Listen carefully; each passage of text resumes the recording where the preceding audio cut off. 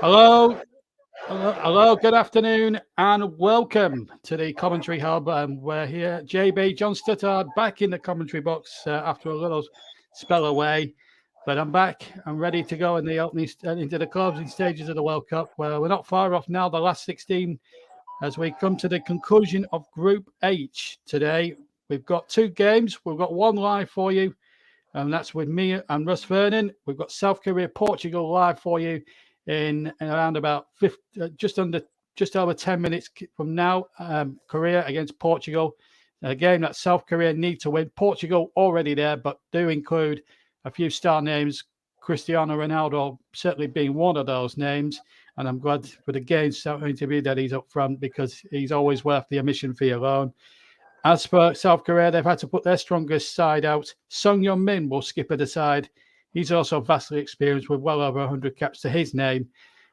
He could be a difference. Now, for South Korea to qualify, they'd have to hope and pray that Ghana don't obviously beat Uruguay, of course, and hope they get a better goal swing as well. They need to beat Portugal pretty well, you would think.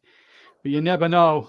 You never know in this game. But we saw all sorts of twists and turns in the Spanish and German groups last night and all the controversies that have come with that.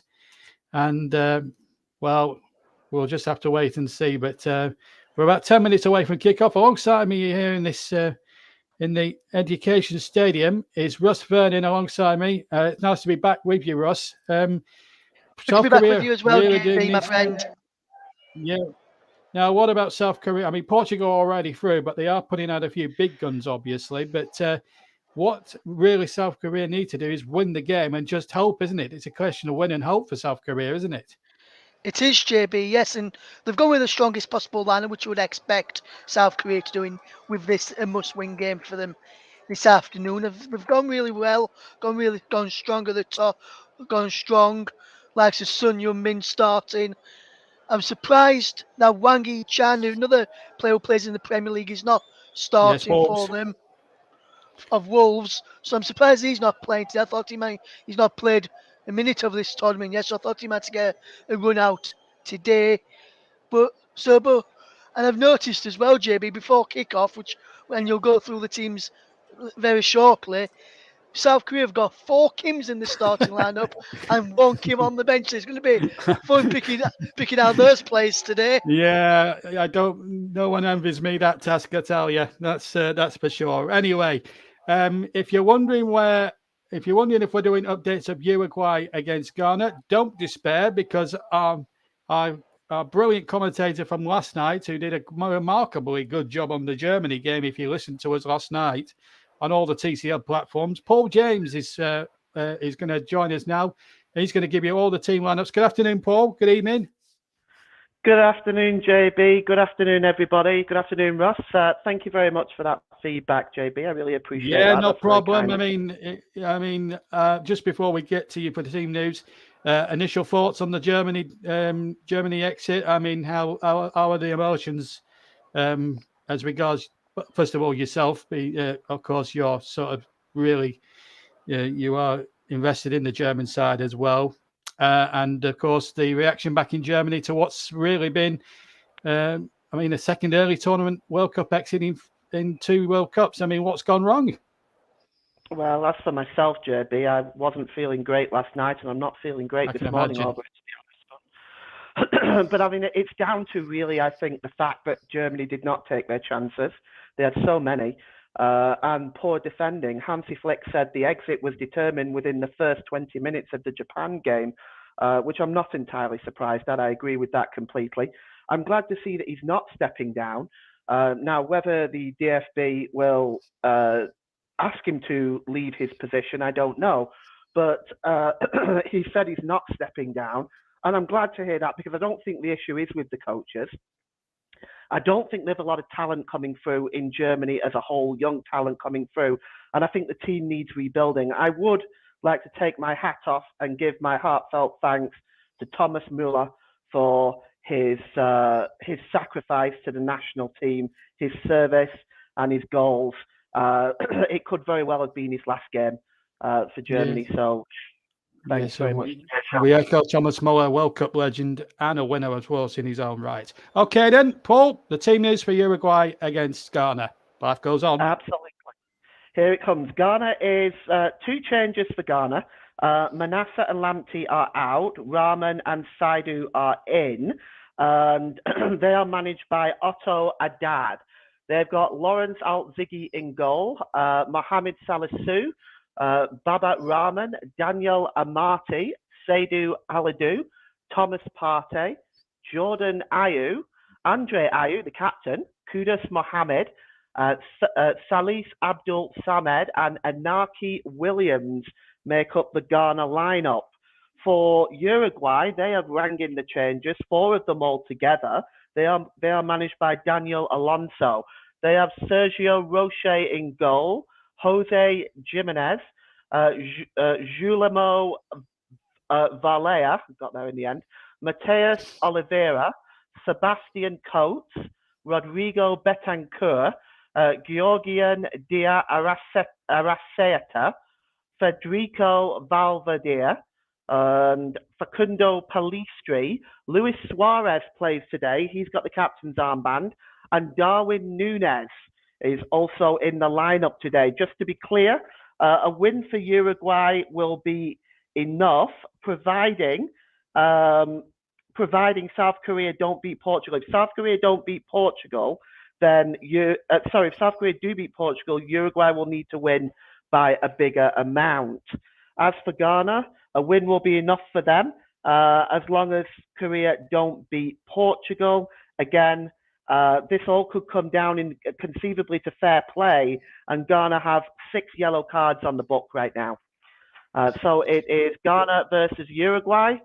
Back to you, JB. Yes, it's going to. Thank you, Paul. Yes, it's all going to be complicated, all this stuff, but it's all. But the good thing about the games being played simultaneously is that we all know what everyone needs. It's not going to be like a repeat of '82 where West Germany and Austria just played out a dull 1-0 when both teams knew exactly what they needed. Both teams in those days should have been thrown out by FIFA, but when does FIFA and controversy ever go hand in hand? So we're all set to go then.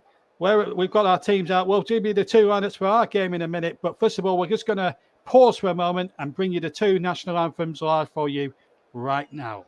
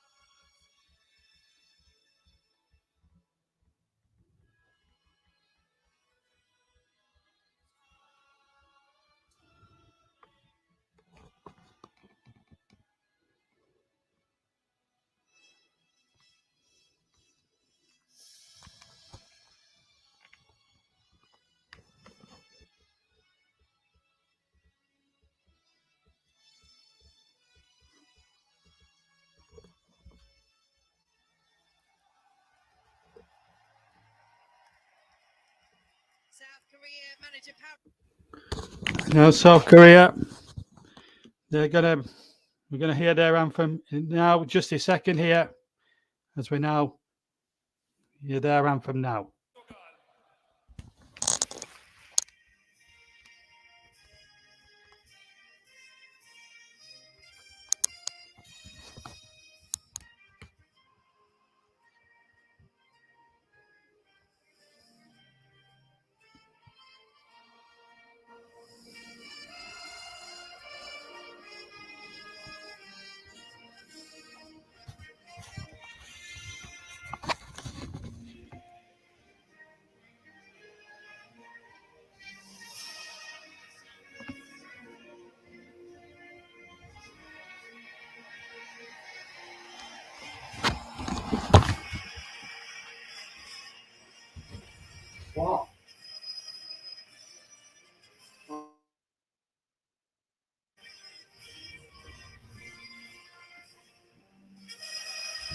What? No. This will cause any problems.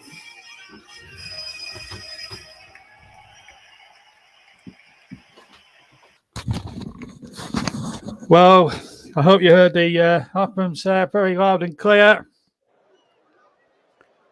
Let's take a check on the two lineups. There's the referee from Argentina, I should say. Fernando Tello. I'll give you the full list of officials in a moment or two. But what I will say is that both sets of supporters sung their things. And I should tell you that last anthem you heard then was the Portuguese national anthem as rather than the South Korean national anthem. Let's check on the two teams, starting with South Korea. They've got Kim Sung-ju in goal. And then it's a back four of Kim Ji-sung, Kwan Young-won, Kim Young-won, and Kim Moon-wang. And then in the midfield, we've got Ang In-bom, Lee Jin-sung, Lee Kwang-in, and Jung Woo-young. Sung Yeon-min, of course, will play on as well, and number 7. And Chung Gu-sung will play further forward as well. That's their lineup. I won't go through the substitutes because there's just too many to mention, but there's Facundo Tello from Argentinian, Equiel Boloski, Gabriel Charade, the two assistants, both from Argentina. Maguette Ndiaye from Senegal is our fourth official, and VAR is led by Nicolas Gallo from Colombia. Okay, let's take a check on the Portugal side. Diego Costa starts in goal for them, winning his 10th cap tonight. Above the two more experienced goalkeepers in the side were Patricio and Jose Sá of Wolves. A back four of Diego Dallo, Antonio Silva, Pepe and Yao Cancelo. In the midfield, we've got Yao Mario, formerly of West Ham, Ruben Neves of Wolves, and Mateus Nunes also of Wolves, and Ricardo Horta, Cristiano Ronaldo winning his 194th cap tonight, and Vitinha are the men up front. No Pereira, Mendes or Oriaro, they're both all suspended or injured. And Fernando Santos, who's now into his 9th year as Portugal coach, who's now 68 years old. He may be on borrowed time. There's Sung Yeon-min of Tottenham, scored 3 goals in the tournament. And they have and also another plot in the twist here, Russ. Paulo Bento, 53 years old, former Portuguese international with 35 caps. Could he bring about a surprise defeat today? But you've heard the lineups, you've heard the team. What are your feelings about this game? I think South Korea, when I've seen South Korea so far, JB, they have looked to cause a few problems in the other games, and I think they'll try and do that again today and try and unsettle this Portuguese lineup against this afternoon. Yes, and we're all set to go then. We're about 4 seconds away from the kickoff. It's going to be South Korea in all red, Portugal in their change shirts up all white, and away we go. South Korea kicking off, going towards the right-hand side. And what a game this promises to be. Remember, Korea need to win and hope other results go their way for them to qualify. Portugal, let me remind you, are there. Uruguay have to win. And also the fact that Ghana could possibly draw and still go through, depending on how Portugal dispose of Korea. But it could, as Paul said in his intro before the game, and we'll be going to Paul at regular intervals to obviously get updates on the other game. And no rest for the wicked for Paul James. Just to remind you that we're all on the every TCL platform. Just to remind you on YouTube, we're on the Commentary Hub 2, JB Sports and Storm FM. And we're also live on Twitch. Just to remind you, and you'll also hear updates all on those things. And also, this isn't the only live offering we've got for you tonight, because at around about 6:45, Nicholas Jones will be bringing you Brazil against Cameroon, and what a game that promises to be. As the ball now breaks to number 10 here, Lee Jae-sung. Now Sung Yeon-min, the captain, has it on the right-hand side. Number 15 has it. Kim Moon-wang plays the ball in field, but the ball is won there by number 6, number 16, Vitinha, and the referee is blown for a free kick there. I think there was a foul there by Cancelo.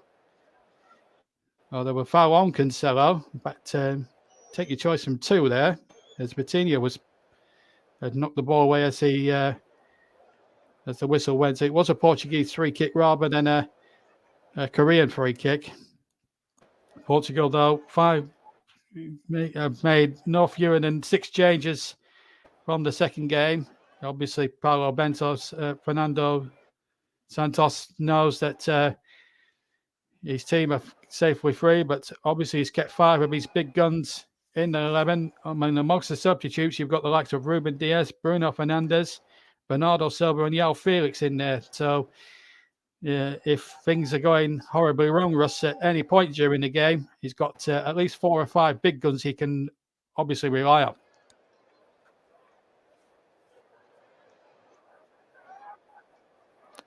And obviously Russ isn't with us, but we'll try and get Russ back as soon as we can for his comments, as the ball is now fed to number. We had him there for a second, but we've lost him again. So until we get him back, I'll stick with the commentary here as Pepe, who's now winning his 130th cap today, goes forward. The ball out for a throw-in. Let me just tell you that it's 6 o'clock in Qatar. So we are in the evening in Qatar, but it is 3 o'clock here in Great Britain. Here's Ronaldo, right-hand side, producing all the skills that we've all come to respect from him now. 194th cap. He scored a whopping 118 goals for his country, which I don't see it being betted in any other nation in any international football. I don't know how many Messi has got for Argentina, but I don't think it's in that league of 118 that Ronaldo's got. Of course, without a club, he's also in the middle for this cross coming in from the right. That's well taken by Kim Sung-ju. Well, we've had about 3.5 minutes here on the TC Hub. And, well, Russ, early impressions? Yes, it's been a good start, JB, from both sides here in this game. I've been impressed with how both teams have started. They've looked to get on the front foot, and Korea defended really well there as that ball coming from the right-hand side. So I'm looking forward to this one, JB, and I think Portugal will look to try and cause a few problems of their own, like Korea will do this afternoon. Absolutely. Should be a cracking game. This one, that is for sure. Long ball forward, and the ball might be chased here, but it's out of play, and it will be a goal kick. And there's Paulo Bento, the Korean manager. As I say, he's 53 years old, the former Portuguese international. 35 caps for Portugal as well. So that's the situation at the moment, as Portugal keep the ball in play. It's certainly been a very good start to the game, no doubt about that. But I have to say we've got a good game here developing here. That's for sure. So and Portugal have scored. They've scored early on in almost the 5th minute of the game, and what a start for them! What a fantastic start! And Portugal now have got what they needed, an early goal, and it's Ricardo Horta with his 2nd goal in Portugal colours. The ball was knocked forward by Pepe. They're checking for offside. I don't think he was offside at all there.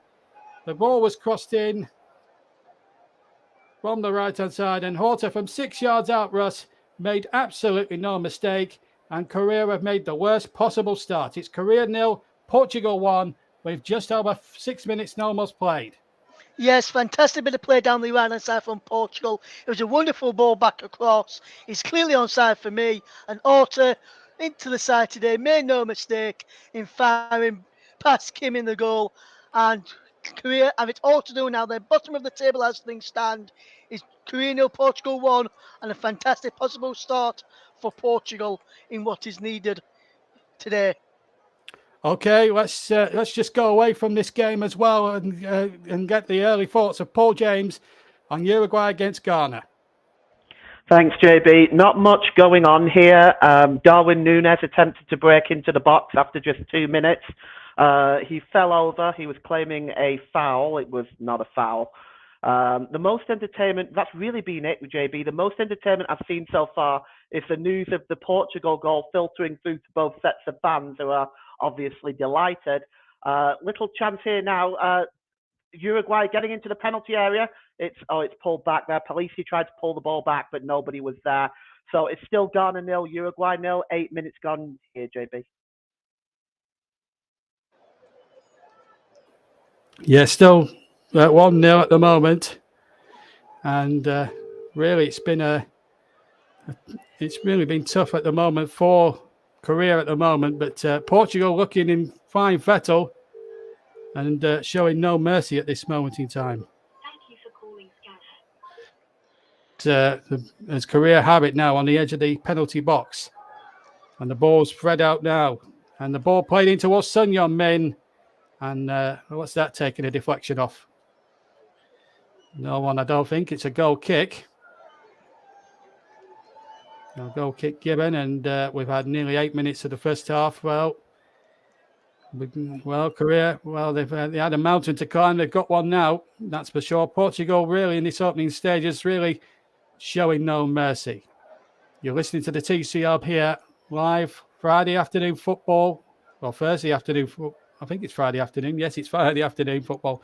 Beginning to wonder about me dates at the moment.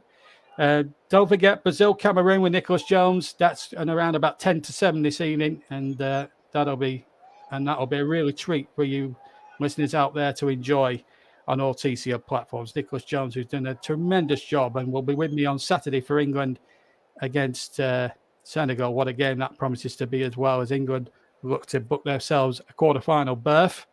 You'll be able to hear that one from 7 o'clock Sunday evening as Lee Ji-sung plays the ball into the penalty area. It's headed away by the Portuguese defence. And already South Korea having to play catch-up. They will have to pour men forward even at this early stage now to try and hunt out an equaliser. Ball played in there, but Diego Costa, only 10 caps to his credit. He's got the nod ahead of Rui Patricio and Jose Sá. Well, was Rui Patricio, a former Wolves keeper, and Jose Sá, the current Wolves goalkeeper. More vastly experienced than Diego Costa is, but Costa getting the nod, winning his 10th cap tonight. But it's South Korean possession, I should say. It's South Korea having the better of the possession at the moment, but the ball out of play for a throw into Portugal. But South Korea dominated possession, Russ, but not really penetrating that Portuguese defence.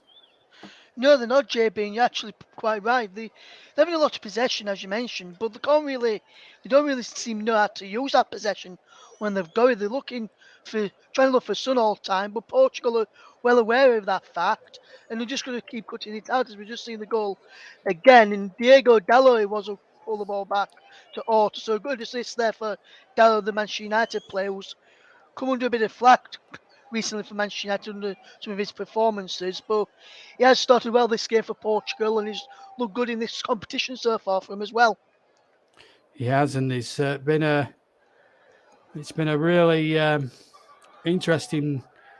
Yeah, it's been really interesting, really, that Portugal have been really ruthless in their 2 games so far, and they've been really ruthless tonight when they've had to go forward, and they've had the one attack, and Horta getting the goal there. That's his 2nd goal for his country in only his 7th international. So maybe there might be life for Portugal after Ronaldo. Yeah, who knows? But anyway, here come Portugal again. Ball tried to be spread out towards the far side, but the ball now the ball is chased by Mario, and it's back now with Kim Sung-ju.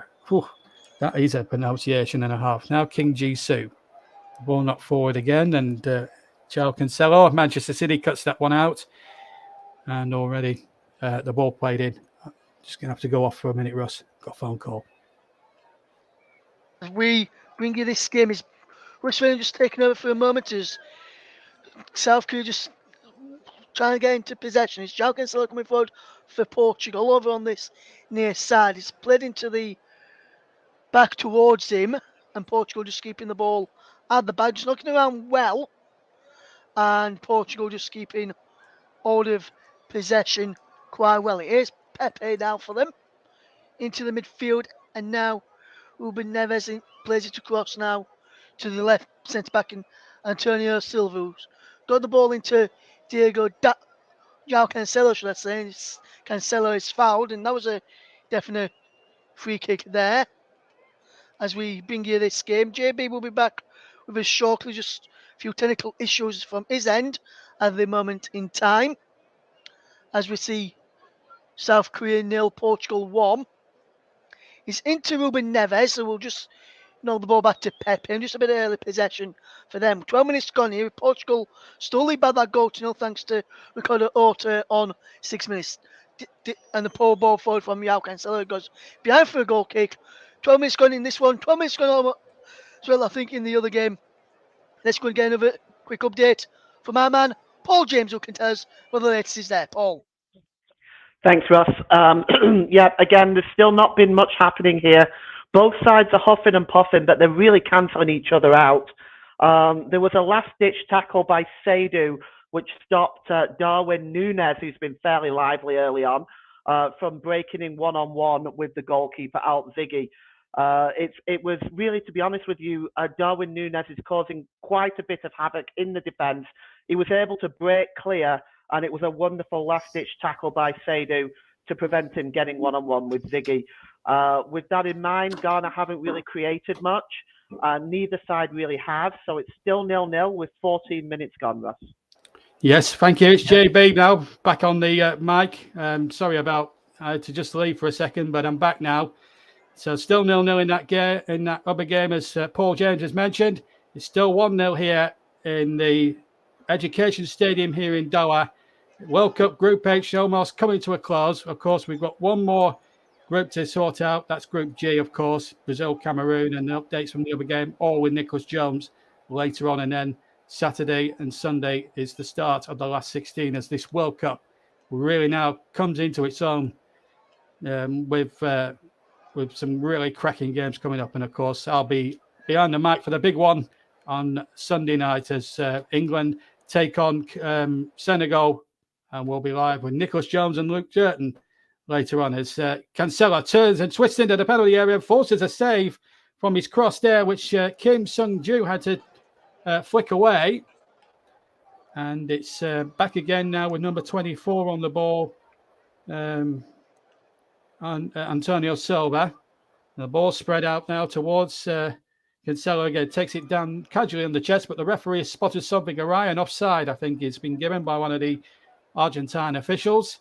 And with coming up to nearly a quarter of an hour gone, Russ, Portugal again looking threatening on the counter-attack. The RJB, they're causing a few problems down the left-hand side. João Cancelo getting into the penalty area on that occasion, and his ball across was punched away by Kim there. But South Korea need to be better defensively if they ought to get anything out of this game. They are looking a bit sluggish and a bit shaky at the back every time Portugal come forward. Looks like Portugal can score, but Portugal still lead by that goal to 0 early on here. They do, and here's number 10 now. Here's Ji-sung to number 15, Kim Moon Wang. And now the ball played forward by Woo Young, and now Sung Yeon-min has it on the far side. Sung Yeon-min tried to cut inside from the left and shoot, but it was well blocked by the Portuguese defence. Korea having plenty of possession and passing a lot, but it's all going a bit sideways at the moment. Sung Yeon-min is getting behind though. Sung Yeon-min in the area, good challenge again. And it was Dalot who got back there to deny Sung Yeon-min, who have played against him a few times in the Premier League with Manchester United. Son was definitely onside there because Soa was playing them on. So they've got to be wary of the offside as well. Sung Yeon-min actually wearing a protective mask, of course, to protect a facial injury that he's got. And it's going to be a corner to be taken by the aforementioned Son. There are 5-6 careers inside the penalty area. He's gone short here to number 18, Kang In. And now Son played it in and a flick on, and it's going to be tapped in. They appeal for offside, and I think it is offside. The goal will not stand, but a real indication of the Korean threat Costa got a good glove on it, but there were 2 Korean players, I think, on the goal line that were offside, and Korea quite rightly, in fact, I think Russ denied by the flag as the ball came in. It was the number 9 who got the first header in, Gu Sung, and take your choice on the second phase from 2 of them, Russ. Yes, and I think the one who put it in, the number 3 at the back post, JB, when that flick came in, he was in an offside position, and that's why, and he was the one who put it in, and that's why the goal was disallowed. But I think if the number 5 had put it in, I think the goal may have stood because he would have been onside from the initial phase of play. Possibly, but he looked a bit offside as well, to be fair, Will Young. But offside it is, and I think it was the right decision. And Fernando Santos will not be unhappy, Bonnie, with that. Not with the defending anyway, even though the goal wasn't going to stand at that point. But there you go, snakes and roundabouts. Pepe now just in possession now, uses number 23, Nunes. Nunes turns. Again, the ball goes back to Diego Costa. Remember, Portugal, if they do hang on and win tonight, or extend the lead, or win handsomely, or win scrappily, they will go to 9 points, and they'll get the maximum amount of points out of that. Plus and they'll get probably a decent run in the draw as well. But Korea obviously will bow out, and they need something now. Remember, they won 1-0 last time they met in 2002, 20 years ago. Park Ji-sung, who's in the crowd tonight watching along, he was in the Korean side that won the game. In fact, he got the goal. It was won in rather controversial fashion, which knocked Portugal out the group phases, and then they went on to controversially knock out Italy and Spain. And they needed a lot of luck. And then the Germans ended their interest in the semi-finals. There was a lot of controversy in the way they got to the semi-finals, South Korea. In fact, the man who got the goal against Italy played for Perugia, whose president actually sacked him. Would you believe? So there was an interesting story. But there was a lot of controversy about that. And a lot of Portuguese, Italians, and Spaniards still will protest how Korea run those games to this very day. Here's Costa, who gives it a big boot welly with his right foot, not forward again. And South Korea really need to just keep playing calm, keep calm. They know they're still in it if they can get one back here. Son Heung-min's on the chase, but the ball beats him out of play on the left-hand side, and it's a goal kick to Portugal. So we've had nearly 20 minutes here on the TCO, Russ, and Korea, for all their endeavours and possession, no real end product, even though they've had the ball in the net. But if they keep what do you think they need to do? Do they not need to panic or rush? Because there's still a long way to go in this, isn't there? Yes, there is still a long way to go in this one, JB. And I think you're quite right. They don't need to panic, don't need to rush. They've still got plenty of time to get back into this game. I know Portugal have got threats going forward as well, but I know that Korea can just take the time in possession instead of trying to rush it and trying to get it to Sun all the time. Then I think they could have a really good chance of getting back into this game. I've seen there's been an incident in the other game, JB, for the go across and get a quick update from Paul James in a second. We'll just see this attack out from Korea, and then we'll go and join Paul in a second. Here's Son Heung-min, and he keeps possession nicely. He's got an overlap and runner, but he plays it in field to Kan Hing, and Kan Hing now just get it out to number 3 here. Kim Ji-soo plays it into the box. Pepe heads it out, and as soon as the ball is out of play, we'll cross to Paul. There has been a significant incident in that Uruguay-Ghana game. Obviously, Ghana know that if they can win, combined with a Portuguese victory, then they're safely through as things would stand. But at the moment, it doesn't look as if Korea are looking any time soon to break them down. But we'll just stick with it right now because they are in the final phase. Son Heung-min trying to through the Ronaldo step over here. Maybe trying to take a trick against his opposite number at this stage. But at the moment, they're playing the ball sideways. We'll just see what happens in the next sort of 15 seconds where this attack may well go. And then we'll cross to Paul. I don't think it's going to... I think it's petered out, to be quite honest. So we're going to cross now to Paul James for the updates from Uruguay, Ghana. Paul. Thanks, JB. Well, there was a penalty. The VAR initially had to get involved because the referee didn't give it. But the shot came in from Williams. Roche spilled it. And then Kudos was tripped up by the goalkeeper as he followed up for the rebound. Following the VAR check, it was given after the referee looked at it again. The penalty was taken by Andre Ayew. It really wasn't the greatest penalty. And it was comfortably saved by Roche down to his left-hand side. Shortly after that, on the 22nd minute, Darwin Núñez, once again causing havoc in the Ghana penalty area, managed to flick the ball over Ziggy and was cleared off the line by Salisu, the Southampton defender.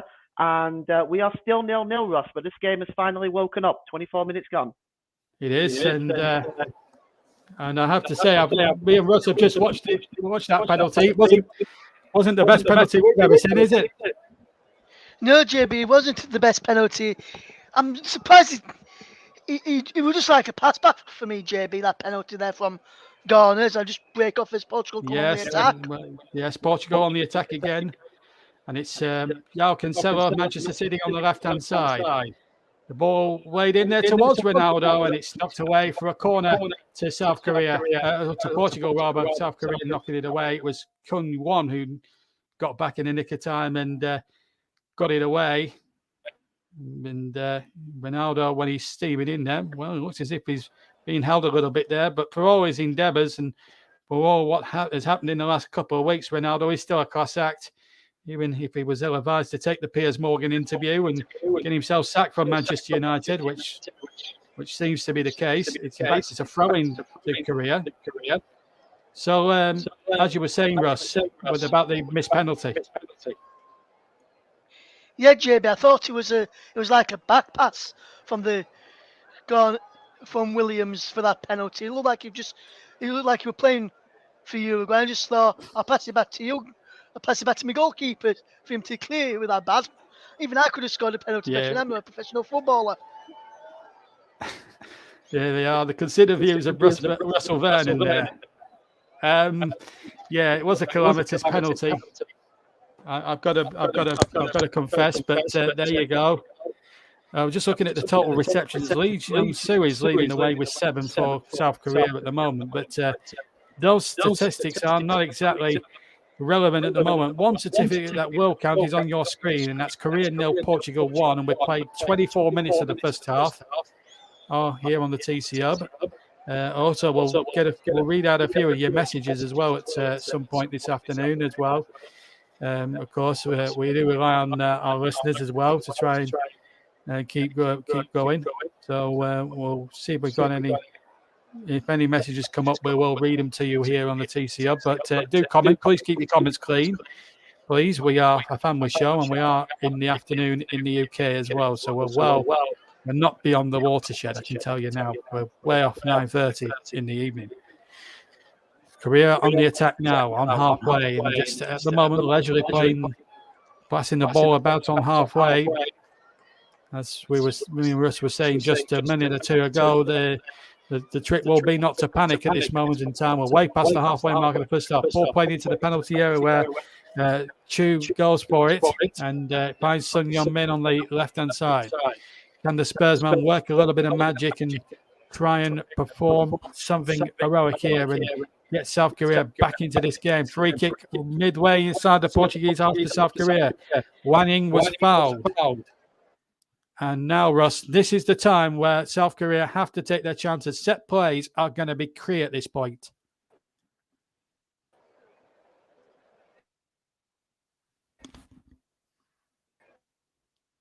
Russ isn't there, so we'll get his views on that in a second or two.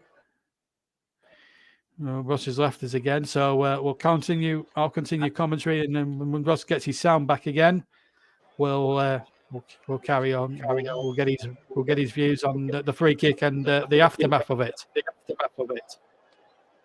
So South Korea playing the ball in, and it was a man foul that played it in. It was Yu Yang, and it's behind for a corner. And we'll get Russ's views in just a second. It came off Pepe. We'll see this corner out and get. Hopefully, Russell will get reviews from Russ in a second or two. So 5 Koreans I can count in the penalty area, right by the penalty spot. Number 9 will be the threat, Gu Sun. Here's no, it's not going to be the ball played in. Oh, there's a free man! Oh, it's been turned in. Oh, it's been turned in. Young Gon has got the equaliser, and that puts Korea right back in with a shout. And Ronaldo looks completely crestfallen.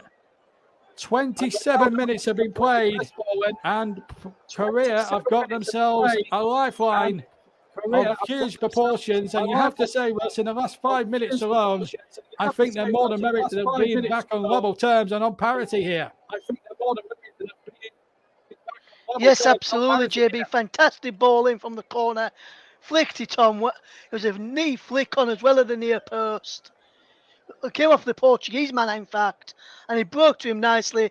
He was on the floor when he fired it in, and even though he's on the floor, he can still finish, and he finished it well. And South Korea right back in this, JB, as you already pointed out. 1-1 is the scoreline here now. Yes, 1-1 it is here on the TCB, and but Korea obviously need to score another one because they have to win this game, but they've not panicked at all since going behind, and they've got themselves the level up, and they've richly deserved that. And now it's all down to what they can do now. They've got plenty of time now to get another one. Remember, Ghana drawing, but they've missed a penalty. Will that come back to haunt them? There's been developments elsewhere. Let's join Paul James. Thank you, JB. Ghana 0, Uruguay 1. The goal came as Suarez cut into the penalty area, struck a shot which Ziggy well saved, but the ball broke loose, and on the back post was Ariasea with the header from 1 yard out, which gives Uruguay the 1-goal lead. Pretty poor defending from Ghana on a whole, but Uruguay lead by 1-0, JB. Well, this now muddies the waters a little bit because Uruguay now are in second place, and Korea, who need to win, are bottom of the group. Ghana down to third. Interesting developments now, Russ, as Portugal win a free kick. Yes, absolutely, JB. Interesting developments now, and I'd be interested to see how this game unfolds now. Ghana know that they need to get back into this game. Korea know that they're going to be finishing bottom as soon as that goal news filters through JB, should I say. And yes, I think it's going to be a big one, big 45 minutes in the second half to come, and be more in the first half as well.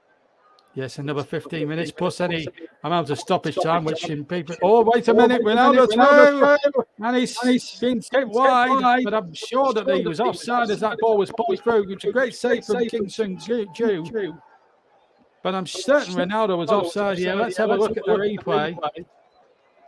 Ball was not forward. Well, Ronaldo was well offside there, wasn't he?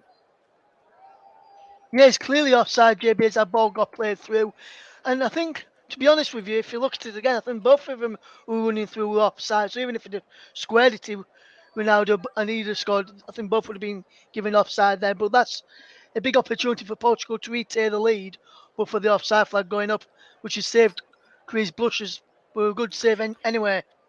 Yeah, not that it counted in the grand scheme of things as Korea come forward again. And the ball now not back. And Korea in possession.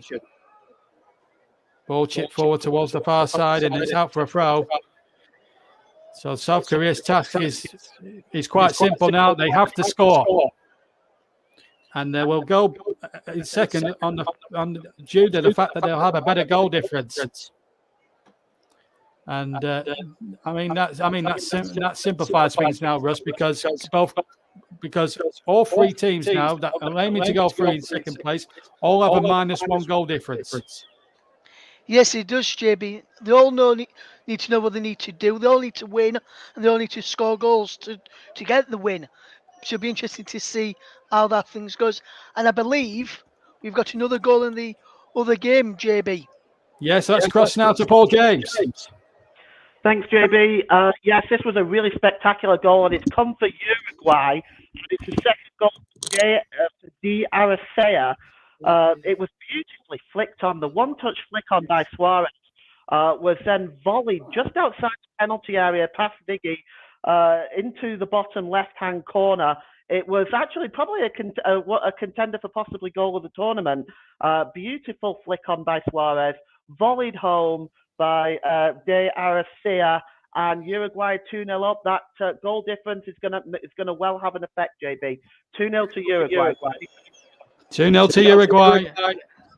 As the ball comes in, it's well parried by the goalkeeper, or well taken by the goalkeeper. So what does that do now for the group? Well, Uruguay now have a 0 goal difference.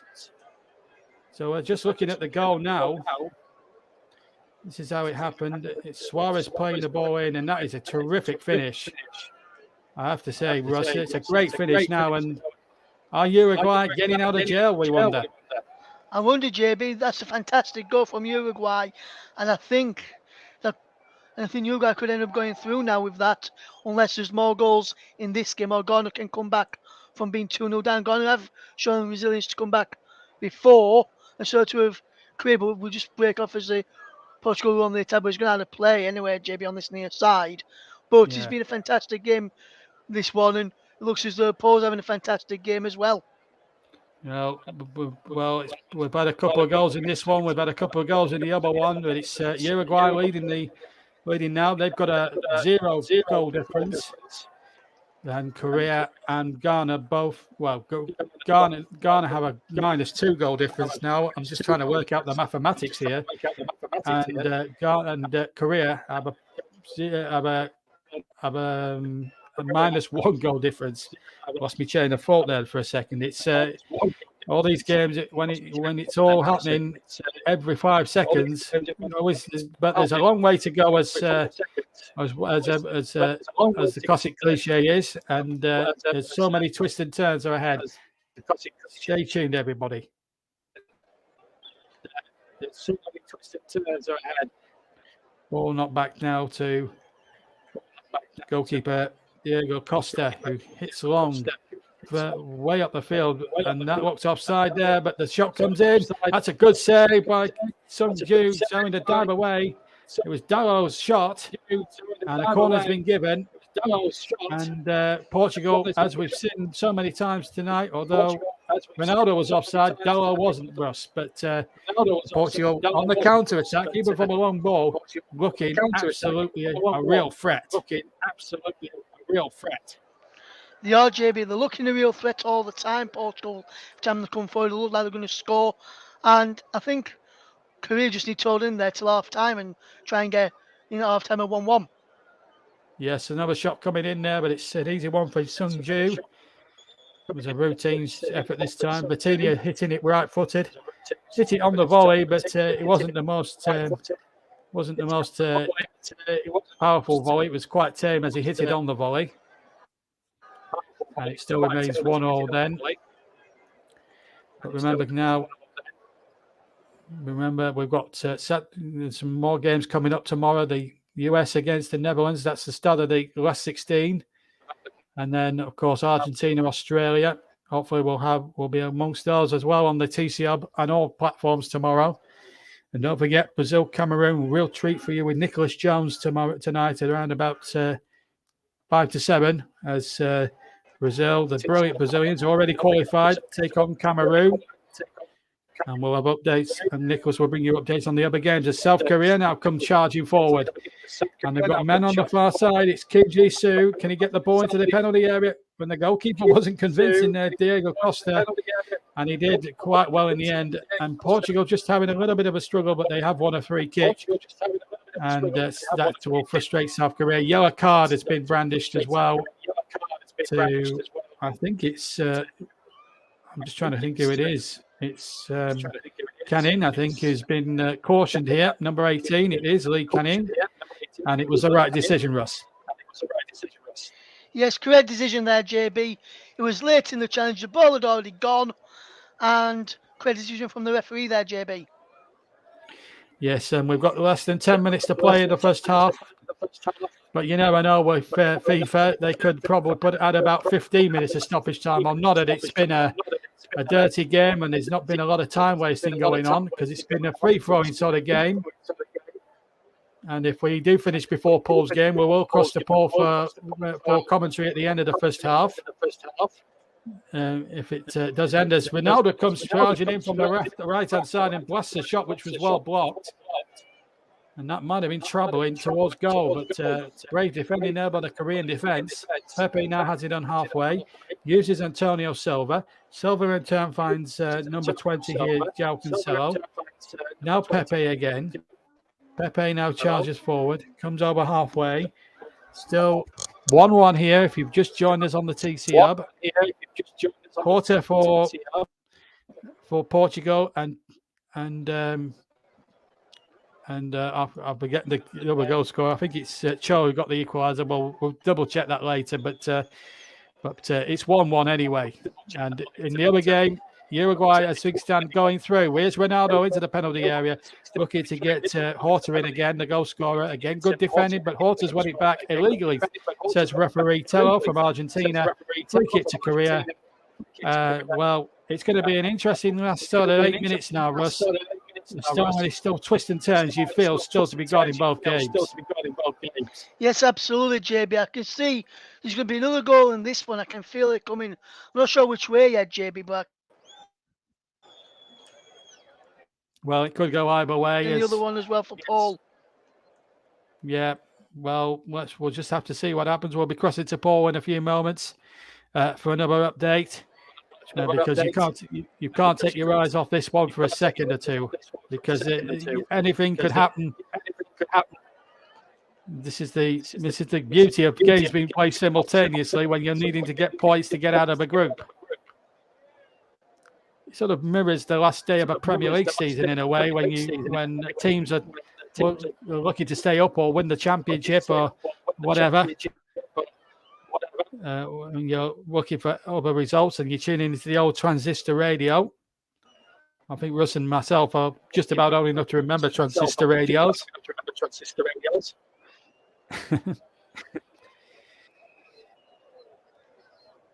Yeah, you remember them, don't you, Russ? Those old fangled things with an aerial on. I do, JB. Yes, I do remember those. And and to be honest, JB, I've actually on the DAB one, which is plugged in as well, which I've now got in a moment, which is sitting on my windowsill. So I've actually got one of those at home. No, I don't have a DAB. I just listen to my radio on my computer. BBC. I won't give the game away, but let's just say it's a well-known organisation that's just televising this game live this afternoon. I'm not going to say the organisation.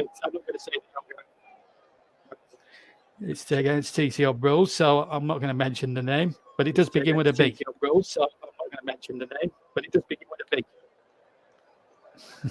Anyway, back to this game. It's 1 apiece between Korea and Portugal. Very good game. In the other match, and in the other match here, Son shoots, and it's down the goalkeeper's throw to a nice little corner of hope there for Korea as Son Heung-min tried the shot there. Paul, Russ rather. Easy save for the goalkeeper, but Son Heung-min does look a threat, certainly in the final third. He does, JB. Yes, fantastic bit of effort there from Son and Korea going close once again. And now here come Portugal on the attack. 5 minutes to half time, plus any additional time, which could be anything in this World Cup. The ridiculous amount of stoppage time that we've seen so far in this tournament has been beyond belief as a speculative effort comes in. And it's well over the top from Mateus Nunes for a goal kick. But whilst the ball's out of play and in amongst the smiling Koreans for the time being at least, let's just cross over to the other game and join Paul James. Thanks, JB. Yes, well, veteran Kerr has gone off as a substitute just after the second goal. It doesn't look like it's tactical. I wonder whether he's just taken a knock. Since then, of course, there was a shot blocked by Suarez quite brilliantly on his penalty area from the shot by Kudos. Besides that, Uruguay seems to have taken a step back and have slowed the game down a little bit. But that's really what's been going on since the goal. I did neglect to mention that Nunes picked up a yellow card leading up to the final decision for the penalty. He must have said something that he shouldn't. He's been a pain in this first half for Ghana, to be sure. So 2-0 to Uruguay. There's 2 minutes left in the half, JB. And yes, and Ronaldo was just missed from 3 yards. After a shot that was just missed from 3 yards. He's just missed after 3 yards out. Here's what happened. The ball came in. It was knocked half away. Shot came in from outside the penalty area. Goalkeeper didn't cover himself in glory. It's got to be said. Coutinho shot with a right foot. And then the goalkeeper, for some reason, just palmed it into Ronaldo's path, which is normally 9 times out of 10 was fatal in those situations. And maybe the ball just came a little bit too quick for Ronaldo to give him his fair dues. And the flag went up as well. Yes, absolutely. Yes, absolutely, JB. He was unlucky. It was spared by the flag being raised, but he was unlucky with the effort there as well. And he seemed to be causing a few problems for Korea in this first half. Yeah, so 2-0 to Uruguay. 1-1 here in our live match. And if we finish before Paul's game due, we'll cross to Paul and he will describe the rest of the first half for you on the TCR if that is the case. It all depends on how much stoppage time there is in both the matches, which will determine what we can do. As Portugal come again now with Pepe, all over the halfway line now. As things stand, Portugal and Uruguay are going through. The two big names in the group. Two more illustrious names as Ronaldo comes galloping forward again on the edge of the Korean penalty area on the right-hand side, but it's dispossessed by the South Korean defence, who I have to say have kept Ronaldo quite well in his pocket. A lot of teams can't say that, but still a long way to go in this one. Coutinho on the edge of the area. Coutinho still. Good football again from Portugal. It's inside the penalty area. And the shot from Ricardo Horta. And it's well saved by Lee Sung-gyu. And again, Portugal now, Russ, with about just over a minute of normal time to go in this first half. Starting to turn up the power as we go into the dying embers of this first half. Still 1-1. Yes, absolutely, JB. Fantastic effort on the turn from Horta there. And you mentioned about Cristiano Ronaldo being kept in the pockets of the South Korean defence. And we've made it as well, JB, and not many teams are able to do that. Well, I can actually say during his 2 spells at Manchester United and in the Premier League, Cristiano and Leeds United. So Leeds United have managed to keep him quiet as well. I knew you'd get Leeds in at some point. I just knew it.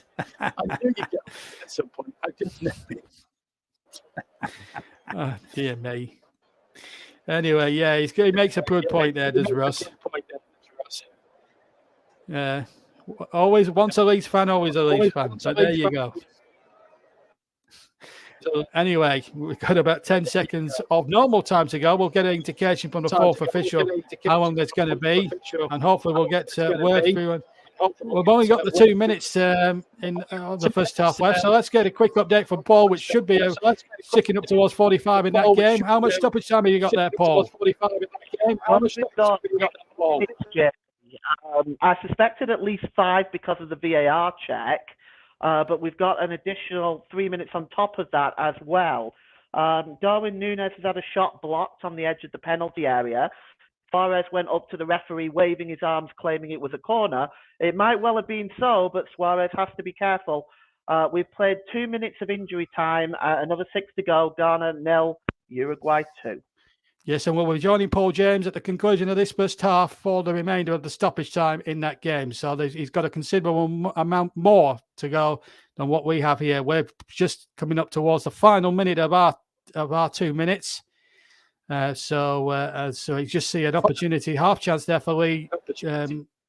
But Lee, and it was Lee Yang-in, rather, that came in there. And he didn't take advantage of it. So as we come towards the final flourishes of the first half here, Russ, What you? Well, let's just wait, watch a moment because Ronaldo's going clean through. Chance there, and the ball deflects for a corner. I'll get your views after this corner because Horta had a shot which deflected. So we'll just stick with this Portuguese corner, and then we'll get Russ's thoughts on the first half after this set play. So a corner then to Portugal. We've got about 30 seconds of the 2 minutes to play. Don't forget, once the whistle goes here, we're crossing live to Paul James for the conclusion of the other game of the first half. As the ball played in there towards Ronaldo, comes out towards the left-hand side. Vitinha keeps it alive, chips it in. Ronaldo is going forward, and the ball's been kept in brilliantly there by Nunes. Ball gets a deflection, or the cross gets a deflection. Pepe keeps it alive. And now Son Heung-min will hook it away. And your final impressions of what's been a terrific first half. Yes, Portugal have had a lot of possession. Korea having some chances as well. Both teams having the chances. And Paul will probably be the unhappier of the two sides of the braid, JB, because I think Korea have gone into the game and ended the game stronger, with 1-1 in the second half. Yes, let's hope so. So me and Russ are going to take a 5 or 6 minute break. We're going to now go to Paul James now, who's going to bring you commentary of the latter stages of the first half. It's over to you, Paul. Thanks, JB. Just as you join us, it's a free kick to Uruguay. And just standing over this one is Darwin Nunes. Actually, no, it's actually not Darwin Nunes. I apologise. It's Valverde. Valverde will swing the ball in, and there's a header over the top by Jimenez, and it will be a goal kick to Ghana. The ball just swung in there. Jimenez had a bit of a clear header, but he just wasn't able to get his head over that, and it goes over the crossbar. So we are almost 5 minutes into injury time here. It is Ghana 0, Uruguay 2. And the goal kick will be taken by Ziggy, right-footed downfield. He barely even makes the halfway line, to be honest. It's picked up again there by Jimenez, and he launches the ball forward. It's just picked up by Salisu. And there was some confusion there in the defence. The ball was picked up by Salisu, but it rebounded back, and Amate was waiting for Ziggy to come out and collect it. Eventually he did, but there was a lack of coherence there in the Ghana defence for sure. Now, the referee's just stopped play. It looks like Facundo Pellistri is down right now. Yes, it would look a bit of an elbow there by Amate. That was a little bit naughty. You can see him coming in here. Pellistri is charging in. He blocks him, and then he raises his elbow and catches Pellistri. I mean, it looks like he's going to get away with it. There's no VAR check, but that did look a little bit naughty. And Amate there now has just kind of walked away from things. And the free kick is now taken. It's cleared forward. And it's just nodded on that time by Vitinha. And it's clear, and it's forward looking there for Darwin Nunes. It's been such a pain in this first half for Ghana. He's dispossessed that time, and here's Partey. It's back to Amate. And Partey again now in the midfield. We are inside the last 90 seconds of injury time. Now, I suspect there'll be a little bit more played, actually. Here's Partey again. And he plays the ball forward. Chasing that one is Jordan Ayew. But the ball goes, Andre Ayew, but the ball is out of play. And it'll be a throw into Ghana, taken quickly. And it's down to Ayew. Ball is dispossessed. One back there that time by Coates. But Ghana get the ball back now. And the pass is a disappointing one by Kudos. That was given away back to Uruguay, but they have won the ball back. Here's Partey. And it's, again, a good challenge, again at the back by Jimenez. It's cleared forward. And it's cleared forward, but nobody is there apart from Amate who picks it up. And it's played across to Salisu. Midway inside his own half. He goes for the long ball. Oh, he was looking to pick out Williams there. but Williams was not able to get his foot on the ball, and it just goes through to Roche in the Uruguay goal. Made a penalty save, of course, earlier on in this game, but it was a very disappointing penalty from Andre Ayew. It was a comfortable save down to his left-hand side. And Roche takes his time and clears the ball downfield. Just nodded on there by Abdul, and just again cleared away this time, and picked up in the midfield by Palistri. Palistri dispossessed, and that's it. The referee has blown for half time, and it's largely been a half that has been dominated by Uruguay. Chances falling for Darwin Núñez early on, which was blocked. The first shot on goal for Ghana came on 15 minutes from Williams, and Núñez was then booked in the lead up to the penalty. The penalty was awarded for the foul.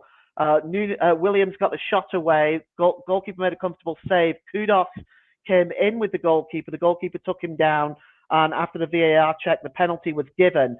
Andre Ayew made a pretty poor penalty, which was comfortably saved by Roche down on his left-hand side. The first goal came on 26 minutes by Di Araceo, and the goal came off the shot from Suarez, which was a good save, but it bounced onto the back post and it was headed in from 1 yard out. The second goal was much more spectacular. A beautiful one-touch flick on by Suarez, and left a wonderful volley from just outside the penalty area to make it 2-0. Since then, there has been little. Betancourt has been taken off. Looks like he picked up a knock.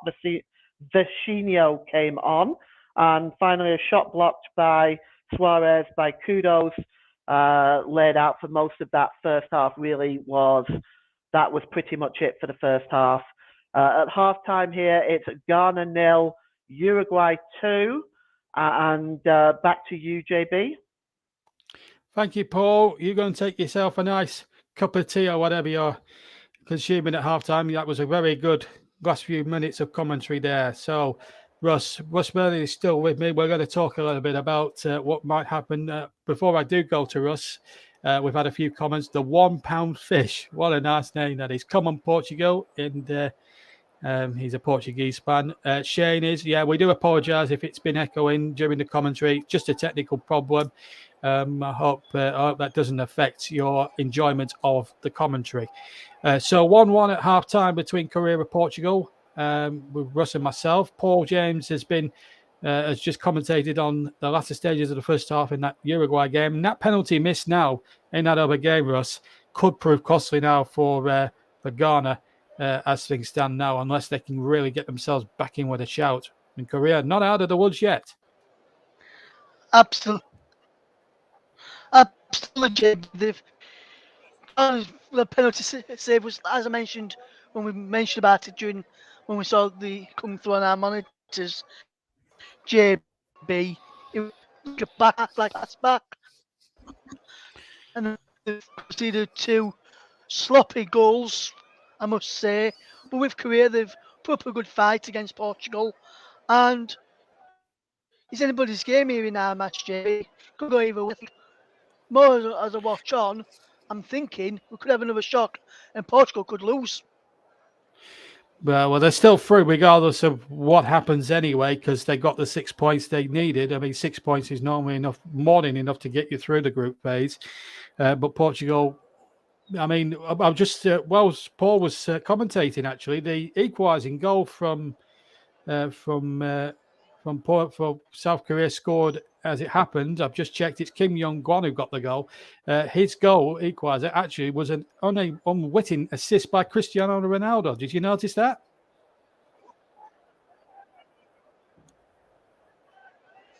I noticed one of the Portuguese players on the back as he came through to him, but I wasn't sure who got the final touch, JB. It was Cristiano Ronaldo. I was watching a replay while we were off air, and Paul was doing his commentary, and it came off Ronaldo's back of all things, and it bounced very kindly for them. So let's break off from that, and obviously we've got to look ahead to Brazil tonight. The Harlem Globetrotters of football, as I call them, because they are a super team with super skills, and they play football the way that anyone should play it. My tip, of course, for the World Cup, as you may have seen in our preview show before the tournament started some 2 weeks ago.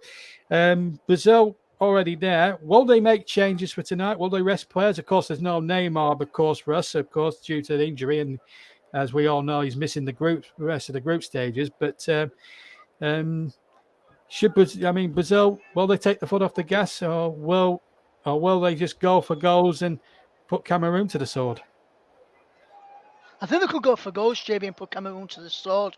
You've seen what they're like without Neymar in the second group match, and they performed really well and won that one as well. I can see Brazil winning comfortably and putting Cameroon to the sword. Be interesting to see how Cameroon play tonight against the Brazilians, which I'll be looking forward to watching a little bit later on. Probably won't be as live. We'll probably be later on this evening because I'm busy when it's actually on. But I think it should be a good game to watch that one, and hopefully Nicholas will get some goals like myself and yourself, JB, and Paul has got on 0-0s for Nicholas's sake. Absolutely. We don't, he's done he's had his fair share, and he's done a lot of games in the last couple of weeks, and he's like a Duracell bunny. He's our Nicholas. He's quite the commentator, the Euros, and now this. He's our Duracell bunny in a way. Now let's look forward to Sunday, of course, the big one, England against Senegal, game that you can hear with us on the TC Hub, with Nicholas Jones hosting, me in the commentary box alongside Luke Turton. This one, I'm not sure. I don't know how you feel about it. I mean, England will be overwhelming favourites. No Marnie, of course, now because he's out the tournament for Senegal. But they do pack a punch still in without Marnie, and they are a team that should be feared. I mean, I've got a feeling. I mean, I don't know if you're old enough to remember England Cameroon 32 years ago in Italian '90, but I have to say this has sort of like JB, how old do you think? Cameroon written on. Yeah, JB, how old do you think I am? I'm only 30, mate. So obviously, JB, I won't remember that one. I'm only 30, my friend. I'm 30, my friend. So I won't remember that one 32 years ago. It happened 2 years before I was actually born. But you could be right, JB. It could have that impact as that game had from 32 years ago. You just never know. And I think it could be one or two shocks. Senegal have performed really, really well in this tournament from what I've seen of them, and I've seen quite a bit of them, whether I've been commentating or just watching the games. I actually covered the game against Ecuador the other day, and there was very, very much improving against Ecuador. So I think there's going to be it's going to be a tough one for England, even though they're without Sadio Mane for Senegal, but it's going to be a tough one to call. England, if they play like they can and how they did in the first game against Iran and against Wales, then there's going to be no problems with the turn up like we've already won this into the next round. There's going to be serious questions to be asked, and I've seen that Paul says he remembers that game, and obviously JB says he thinks England Senegal's got a feeling of the game against Cameroon from that World Cup 32 years ago. Or what do you think to the Senegal game? Do you think it could have a similar impact to that one game England played 32 years ago against Cameroon, or do you reckon England should get through against Senegal from what you've seen of both countries this tournament so far? Well, to be honest with you, I agree with JB. They are a dangerous side, but I expect England to win that game. I'll be very surprised if Senegal knock England out. But it should be a good game. I'll certainly be tuning in to listen to it.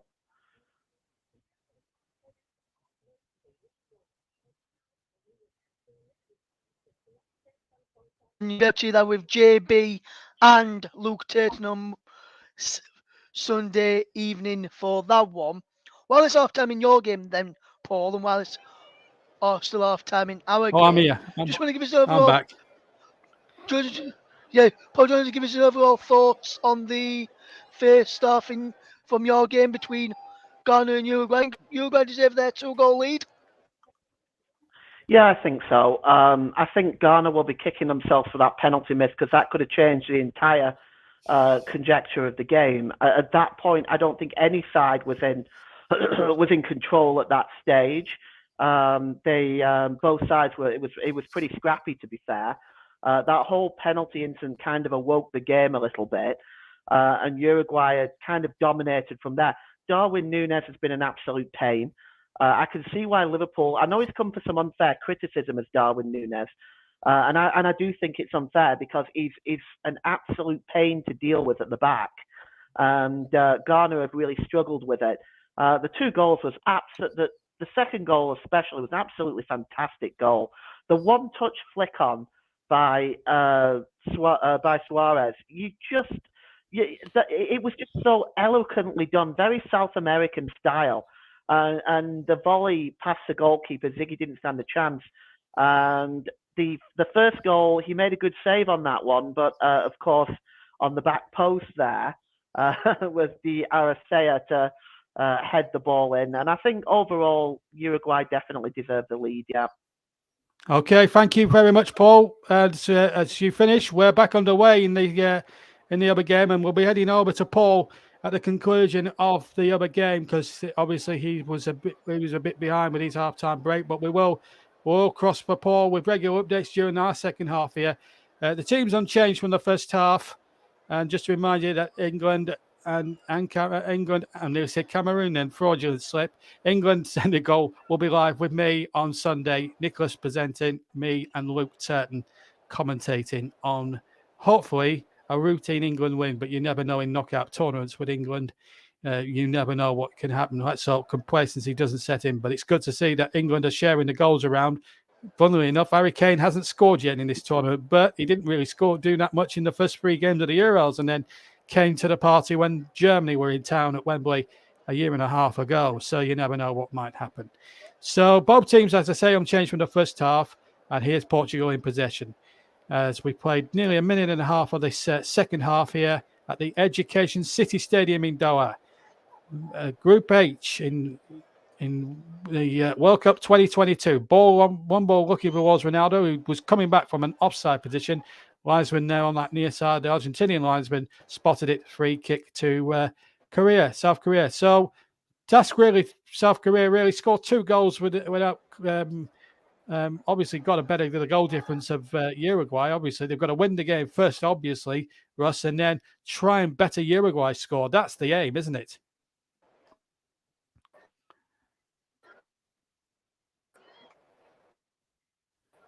And we seem to have lost Russ again. We'll get him back and get his opinions on that in just a second or two as Portugal hooked that one clear. And the ball now back with Korea. Obviously, they need 2 goals and hopefully no Uruguay. Of course, Ghana could still get back in it themselves, but a missed penalty could cost them dear. But Korea, you think, Russ, if we've got your back, Russ, they need to really take care of business and not really rely on Ghana trying to do them a favour at this point.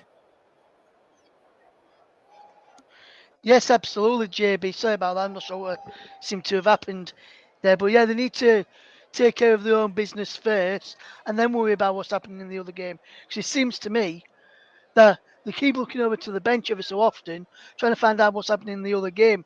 When they just need to focus on their own game here, Korea. And if they focus on their own game, get the win, then they can worry about what's happening in the other game between Ghana and Uruguay. Not try and focus on that while they're supposed to be playing this game against Portugal, because otherwise they could lose here, and then that could be the match of the tournament altogether. Yeah, and that would make things absolutely academic. But Portugal now in possession now with Ruben Neves, the anchor man in midfield. Portugal having a lot of possession in this opening 3 and a bit minutes of this second half. Remember, Paul James's game finished a lot later than ours. So as soon as we're done here in the Education Stadium, Russ and myself will be handed over to Paul James for the climax of that other game. Should anything be riding on it, but regardless of the outcome, we will cross to Paul James just to complete the picture. Still 1-1 here. Korea, as things stand, are going out. Uruguay going through. But remember, there's still 45 minutes plus a lot of injury time to be played. I'm more than certain for things to shake themselves out. But Korea started rather sluggish, and it's Portugal on the break again with Mario in midfield as the ball comes in from the far side there, and it's hooked away. And good football again now. Batinia into number 21, Horta, who got the opening goal. And now the ball out towards the far side again. Mario again, keeping nice possession. Number 20, how has it? Cancelo of Manchester City. Infield again to Mario. Mario knocking it back to Pepe. It's almost like watching Burnley in a way with this Portuguese team. Nice, crisp passing, but a little bit sideways, Russ. Yes, JB, absolutely, mate. And I was about to say it's like watching Burnley here because Korea it's enough, and Portugal just playing the long ball like Burnley would do under Sean Dyche. So I think there's going to be quite a bit of problems. And Portugal with their long ball tactics remind me of that Burnley side when you had Sean Dyche in charge, JB. So let's bring that up for you, my friend. No, don't apologise. It's absolutely fine. I think I'm well over that phase of play now. It's good that Vincent Kompany and, of course, Burnley are back in preparation for the season starting. They start the campaign again against QPR a couple of days before the World Cup final, incidentally. But here's the ball played in by Portugal, but it's knocked away once more. And it's Portugal really that are doing all the attacking, and of course, they don't really need to win this game if they don't want to. They're already through, but they'll want to put on a good show for their supporters.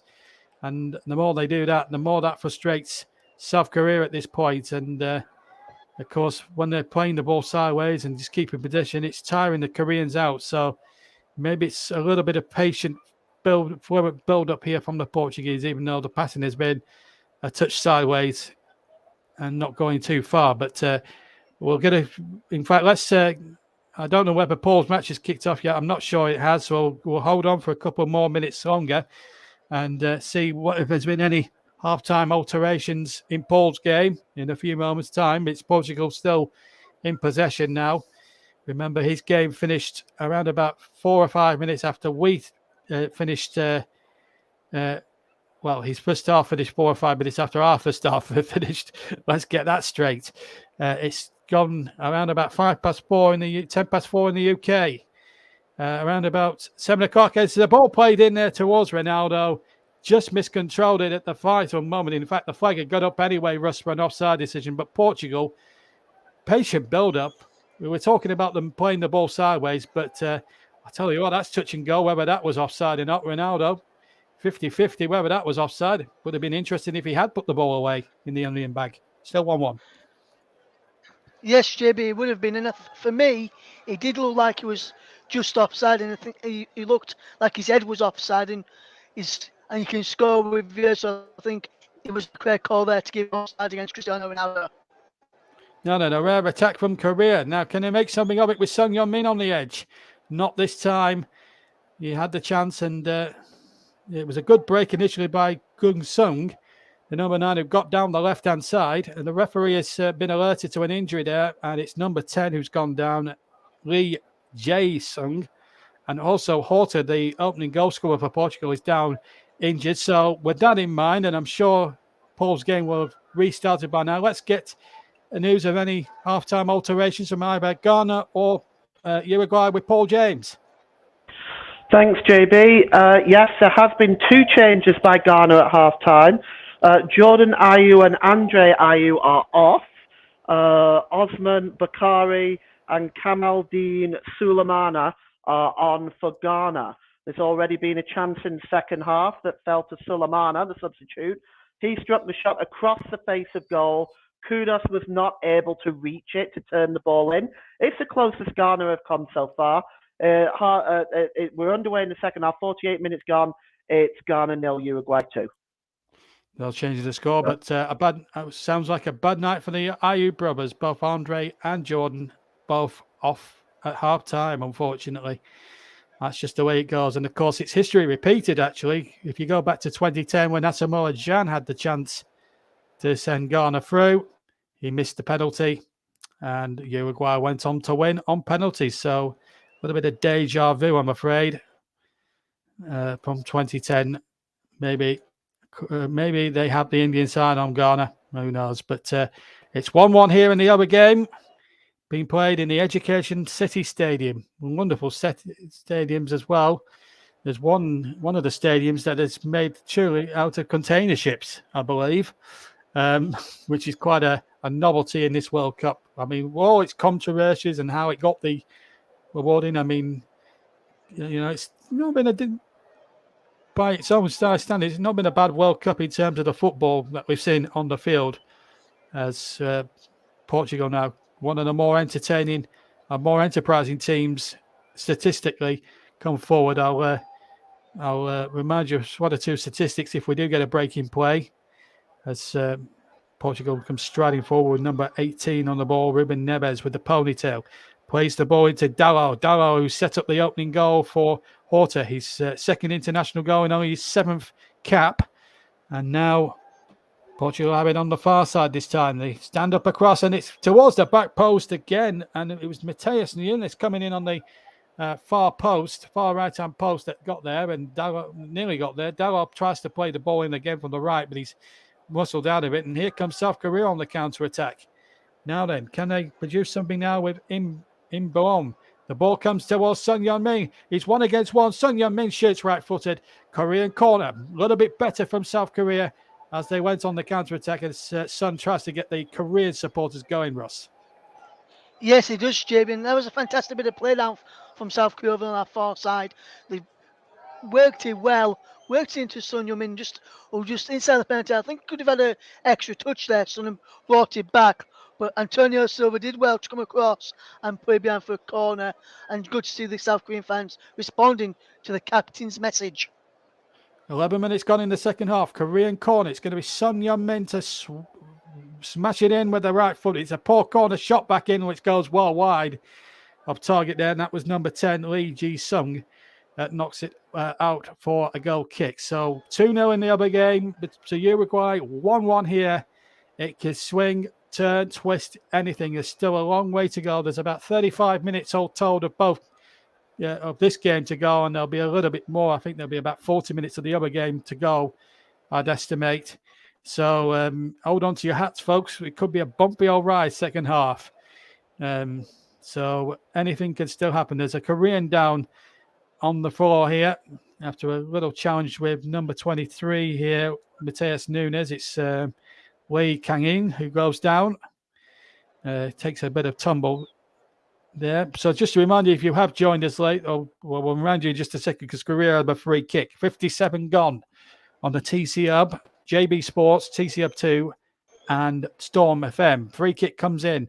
We're also on Twitch. As the ball comes in, it's going to go for a goal kick to Portugal. It was a bit of a waste of a free kick, really, as Cho played the ball in. And, it was just a question of not gambling, really. But the Portuguese did enough defensively to let the ball go for a goal kick. So we're also on Twitch as well. So good evening, good afternoon, good evening to our Twitch listeners around the world. You are listening to Around the World commentary of Korea against Portugal. Nice to have you with us this Friday tea time. Also, we'll have updates with Paul James. We'll be checking on him in a few moments' time as he brings us right up to date with events in the Ghana against Uruguay game, which at the moment remains 2-0 to Uruguay. 58 gone. And at the moment, Russ, I'm going to put you on the spot now, Russ. Are we going to get twists and turns this next half an hour or so? Are we going to get twists or turns, or are we not?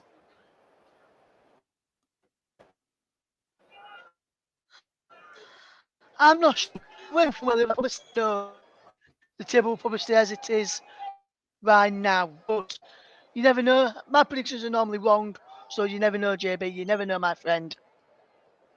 Yeah, well, at least my predictions are going through. France and Brazil, the first two teams through. My tip for the World Cup final, of course, as Son Heung-min does some Really good defensive work. I do hope your predictions are wrong, by the way, Ross. It would be a hell of an exciting finish. Whether it'll match the excitement of last night's drama with Japan and Spain and Germany and all that, that remains to be seen. Dalot in possession. The ball knocked back to Pepe, the big central defender. 131 caps now behind him, and very experienced campaigner. Of course, a lot of this squad, of course, won the Euros in 2016. The ball played into the penalty area, and that's going to go out for a goal kick. So we've had an hour here, and it's still 1-1. Let's check in with the latest news from the Uruguay-Ghana game. It was 2-0 to Uruguay last we checked. Has there been any significant action, Paul James? Hi, JB. No, not really. There is a free kick for Uruguay now, about 30 yards out. And standing over this is Valverde and also the number 10 who scored both goals, Diarra. But at the moment, there hasn't really been much created by either side in this second half. There's been no real push towards goal. Ghana are huffing and puffing, but are not able to really create anything in this first half. Uruguay shut them down pretty well. So 55 minutes gone here, JB. It is still 2-0 to Uruguay. Yes, thank you, Paul. And whilst Paul was talking, Sun Heung-min had gone on a 50-yard run, went down, and didn't get a free kick. Was it a free kick, or did Sun make a bit of a meal of it there, Russ? I think he did, JB. I think he made a bit of a meal of it, my friend, and I think he's going to be causing quite a bit of problems as Portugal try and come forward on the right-hand side. Cross came in and blocked by the left back, number 3, Kim, and Portugal are coming forward, trying to come forward again with Pepe. So I'll just break off here as he finds Nunes. Yes, Nunes in possession, finds Mario. Here's Vitinha now, number 16, little magician in midfield. Finds number 2 there, Dalot, ex of Manchester United, of course. The possession has swung quite favourably in Portugal's favour. I'll give you some statistics in a moment or two because we've got the match stats up on our monitors. I'll just break off for a second because here come Portugal on the break here, but the ball comes away, and it's Ronaldo on the edge of the box. Here's Vitinha, chips it in there towards Ronaldo. Can't be found, headed out. And Sun Heung-min, they don't want him down defending at this at that end of the ground, at the right hand end of the ground. They need him further forward, you'd feel. Here's Portugal again. The little magician's keeping the ball really well, and it was a good break there by Horta, but it was well snuffed out by Young Won, who did a really good covering job. 62 gone here in our match. Commentary game. Korea and Portugal drawing 1-1. With the other game with Paul James is 5 minutes behind because of the injury and stoppage time we had. Here come Portugal again inside the area. Son still defending inside his own box, and Korea get the decision. Whilst we've got a break in play, let me just go through the stats for us. 40% Korea to 60%. These are latest statistics. Korea have had 7 shots to Portugal's 10. Korea have only had 3 on target to Portugal's 6. There have been 10 fouls, 5 apiece. No red cards, 1 yellow card, of course, to South Korea. 3 corners to 2 in Korea's favour, and Portugal have had 4 offsides. It's fair to say that Portugal have had the lion's share of the statistics in a lot of respects, but still Korea hanging on in there.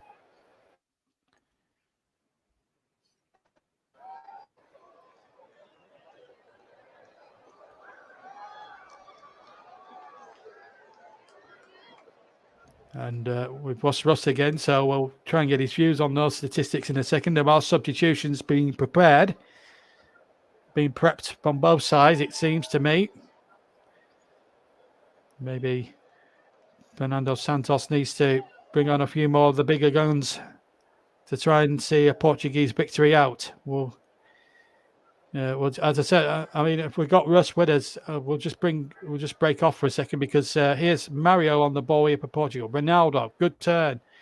Now then, the ball needs to be a good one towards the back post. It's hit the back of the back there of Mateus Nunes, as it turned out. Here he is now on the ball, number 20. Well, it's actually Horton now on the ball, sorry. Now the ball play forward and the ball out of play. As I was saying earlier about the statistics, Portugal obviously leading on every statistic apart from the one that really counts at the moment, Russ. That is the scoreline. But Korea, if they can hold on in there and get their noses in front, anything could still happen. Absolutely, JB. Yes, and they're causing a few problems. Korea seem to be defending a couple at the moment. Portugal trying to get the see substitutions being made here, and I think it could be a tough, long night for Korea if they don't get the noses in front in the next 10 minutes or so. Yeah, Ronaldo, Neves, and Nunes are both. All three of them are off. It's a triple change. So Ronaldo, Neves, and Nunes all off, and on in their place are Andre Silva, Rafael Leao, and João Palhinha. So no Bruno Fernandes just yet, but well, maybe they're just saving Ronaldo and Co there for the knockout rounds.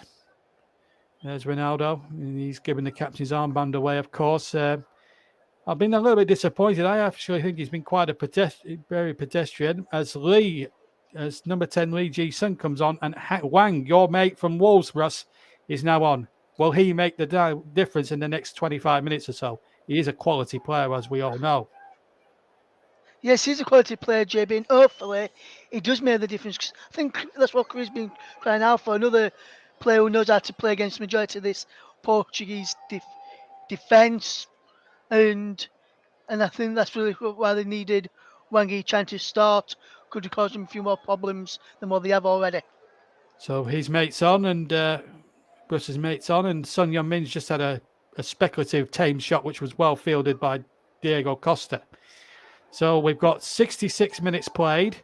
We'll carry on for a couple of minutes and then check on with Paul. Remember, Paul James's match is 5 minutes behind our match, due to the fact that they had something like 8 minutes of stoppage time compared to our 2 minutes of stoppage time at the end of the first half. So if we're finished well before Paul's game, you will hear the climax of that game with Paul James at the end, but we will be checking in regular now as we approach the 67th minute. We're coming up towards the halfway point of the second half in this game, and it's South Korea in possession. They're looking for a break here. Left-footed shot, good save from the goalkeeper, and it was turned away. And it was Bram, I think, who had the effort, and that is the best that Korea fashioned, Russ, in the whole game. As we'll just break off for a second because Portugal rather have possession, and the game now starting to become stretched. Now with Ronaldo off, maybe Korea can take the brakes off and go forward. Number 9 has it, Andre Silva. Silva now running down the left-hand side, uses number 17, which is João Mario, who's now switched over to the right. 67 minutes gone on the TC Hub and all the TC Hub platforms, JB Sports, Storm FM, TC Hub 2, and Twitch. A free kick now to Portugal, but Russ, a moment or two ago, Korea had a great opportunity. The goalkeeper, Costa, made the save, but he didn't make it very convincingly, did he? It was a good effort, left-footed. Yes, fantastic effort from South Korea going close, but it was never troubling the goalkeeper in the end. And I've just seen the FIFA president on the screen, and I've just apparently been told in my earpiece as well, JB, that some of the crowd started booing when they've seen him on the big screen, the FIFA president, which is because they're not happy where the tournament's been held this winter. But that's for another day and another podcast. But I think it was a tame effort and really should have been doing better there, South Korea. Yeah, and while we were seeing that free kick came to nothing from Portugal, it was Pepe. He wandered into an offside position. I'm not Giovanni Infantino's biggest fan. I wasn't his predecessor's biggest fan either, Sepp Blatter, the man who awarded the tournament to Qatar a decade ago. But it is what it is. I'm still not happy with the way they treat the England and Welsh players and the non-wearing of the rainbow armbands to promote equality, whatever person you are in the world, the LBGQ or whatever they call themselves, the community there. I think they've been badly represented, of course. But as Russ Vernon quite rightly says, that's for another day. We've had 68 minutes gone here. It's still 1-1. There's a free kick been awarded, I think, to Korea. Whilst there's a breaking play, there's an injury as well to one of the Korean players, which is number 20. There. Young one. Let's cross over to the Uruguay game as we see there is Giovanni Infantino, not a popular man, and he's got a suit on with plimsolls. Now that is a bad look, I'm sorry to say. Right, anyway, enough about that. Let's cross over to the other game, Uruguay-Ghana. Paul James. Well, we've had a little drama in the second half. There was a penalty claim by Darwin Núñez. It looked at first sight like Amate had tripped Núñez, but he actually won the ball. Now, the VAR official, which is Bastian Dankert, asked the referee to check it. The referee went over, and you could see the referee was talking to the VAR, but his lips were moving. And I'm not a lip reader, JB, but it seemed very clear that the referee was convinced his decision was correct and stuck with it. So no penalty. Facundo Pellistri has just struck wide from inside the penalty area. But aside from that, a 50-50 collision with the goalkeeper Roche with Salamena. Salamena for Uruguay clashed with the goalkeeper. It looked for a moment like the goalkeeper might have to come off, but he was back on his feet. And it's still 2-0 to Uruguay, although they're just making a quick change. Suarez is going off. Suarez and Pellistri are going off. And we're just taking a look at who's coming on. De La Cruz is coming on, and also Edison Cavani is coming on. 2-0 still, Russ. 2-0 still, JB. 65 minutes gone back. Yeah, meanwhile, we've been away, we've had an handball shout from Korea, which has not been given, quite rightly hit, because Chancelo's, it looked to me from the replays as it hit Chancelo's side. It is a corner. It was a Korean shot that was charged down. I think it would have been rather harsh to have given the decision. They want VAR, the Korean crowd. I'll get Russ's opinion on that in just a second. But South Korea do have a corner. Sun Heung-min is going to cue it up. Could be any one of the two. It's going to be left to Sun Heung-min. Right-footed into the area it goes. It's a poor delivery. And it's an easy header out for Joe Paulinho. And now here come Portugal on the counter-attack. It's 3 against 3 for the moment. Here's number 15 on the ball. Rafael Leao. Leao shoots, and it's well wide of the far left-hand post. Russ Vernon, your comments on what could have been a possible Korean penalty which wasn't given by the referee.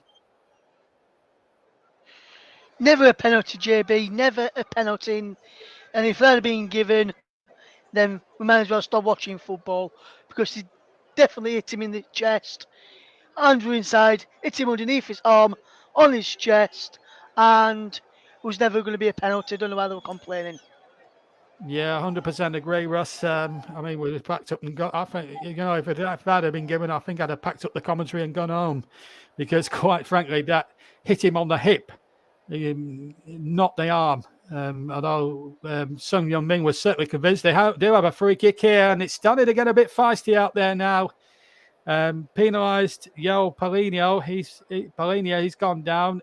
Lee has gone down. He has gone down as if he's been shot by Lee Harvey Oswald. I have to say, that looked a very good tackle. I thought he got the ball there, the Portuguese defender. What do you think, Russ? He got the ball, surely? I think, JB, as I'm just looking at this replay again, he gets a slight touch on the ball and then catches him. But from the angle and from behind where the referee was looking at it, from which the angle we saw first, it did look like he got the Korean first. But on the other angle, which we've seen, that I've just seen on my monitor, he definitely got the ball first. So I think from the referee's angle, he got the right decision. But when you see from the different angle I showed you from, it was the wrong one. So it could go, it was a 50-50 one for me. And I think, judging from one angle the referee was behind, correct one, the other angle we saw, wrong one. So the referee on there's one view, and from his view, it did look like a foul and a free kick. Well, that's a fair enough point, Ross. I think when you look at it from two different... Well, I mean, we've got the hindsight of 23 different camera angles. We're watching the game on monitors, but referee's got one shot. Anyway, it's going to be a free kick to Korea, which doesn't come to much. It goes well wide of target from Lee, and it goes behind for a goal kick. It was Lee Jang-sun with the shot that went wide, looking to add to his 10 goals from 64 appearances. He's winning his 64th cap tonight for South Korea. So a goal kick then to Portugal, who survived that particular onslaught from the South Koreans. 1-1 it is still here in the Education Stadium in Doha, where all the grounds within a sort of a 40, 50 mile radius from each other. 8 grounds being used in this tournament. I can't remember being so little in a World Cup as we look at one or two of the dignitaries in the crowd, as we saw Giovanni Infantino. What do you reckon about his look then, the FIFA president? Suit and tie and a pair of scruffy white plimsolls. Not a good look, is it, for a president, is it? No, it's not, JB. I just broke off there for a minute because I think there's a free kick being given to Portugal for a foul there. So didn't look very good there from Gianni Infantino. But good to see Diego Jota sat in the crowd watching his Portuguese side this afternoon, JB. Yes, it was Diego Jota. I didn't spot it at first, but good job I've got a co-commentator that can help me in those situations as Portugal go on the break again. And the ball breaks now to Mario. Mario has it down the right-hand side, uses Dallo, infield to Batinha. I think he's had a good game. Of course, Russ has got a quarter of an hour to vote for his player of the match, sponsored by Commentary Services, of course. I'm glad I don't have that dubious honour. So Russ will get his thinking cap on for the next sort of 10, 15 minutes or so, and then we'll choose a player of the match. So we've got a quarter of an hour left to go. We've got something in the region of just around 20 minutes to go in the other game. Let's check in now on the other game between Uruguay and, of course, Ghana with Paul. Thanks, JB. Well, we've just before you joined us, we had a superb strike from Valverde from 30 yards out, which was excellently saved by Ziggy. Before Suarez went off, he was booked for arguing with the referee. He must have said something that the referee took exception to. Ghana came close. Corner from Ghana was swung in. There was some confusion in the Uruguayan defence, which almost let in Partey, but he just wasn't able to get a decent shot on goal, and Roche made a comfortable save. So we have 19 minutes left here, JB, and it's Ghana 0, Uruguay 2. And meanwhile, there was a chance there for Portugal inside the 6-yard area, but it was knocked away by the South Koreans. And they've got a free kick just 10 yards shy of the centre circle. Foul there by Dallo, but a good purpose was run, of course, one before mentioned Dallo, took on his man, played the ball in, and just couldn't find Mario inside the penalty area, Russ. It was a genuine good opportunity for Portugal there. Yes, good opportunity on the right-hand side. Diego again, causing a few problems like he did for the opening goal on this occasion. But good play again from the Manchester United fullback. And JB, I have got my thinking cap on now as well. I thought you might. Right, still 1-1 here. Still 2-0 in the other game, but there's been plenty more. There's been quite a lot of drama, as Paul James has explained to you at home. As number 9 has it now. Silva inside the penalty area he goes. Silva, good skills, but he just took it too far forward, and it allowed Kim Sung-ju to come out and narrow the angle quite easily. 13 minutes to go, plus any additional time, and knowing the inconsistencies of officialdom here with the officials, they could have liable to add anything from 1 minute to about 20 minutes. It's been that sort of a World Cup, really, as we've got an injury down there, and it's one of the Koreans that are down at the moment. It's number 19 that's down, Kim Young-gon. So he's going to be attended to. He doesn't. I'm not sure there. It looks like something. He's holding his chest there. I'm hoping it's not anything that's really serious at the moment. He's been up to his feet here. It's always a worry, really. We've had so many. I'm not suggesting it's what I think it might be, but there was a bit of a slight concern when he's holding his chest there. It could have been anything, but well, maybe Paulo Bento. He knows his side need to score a couple here.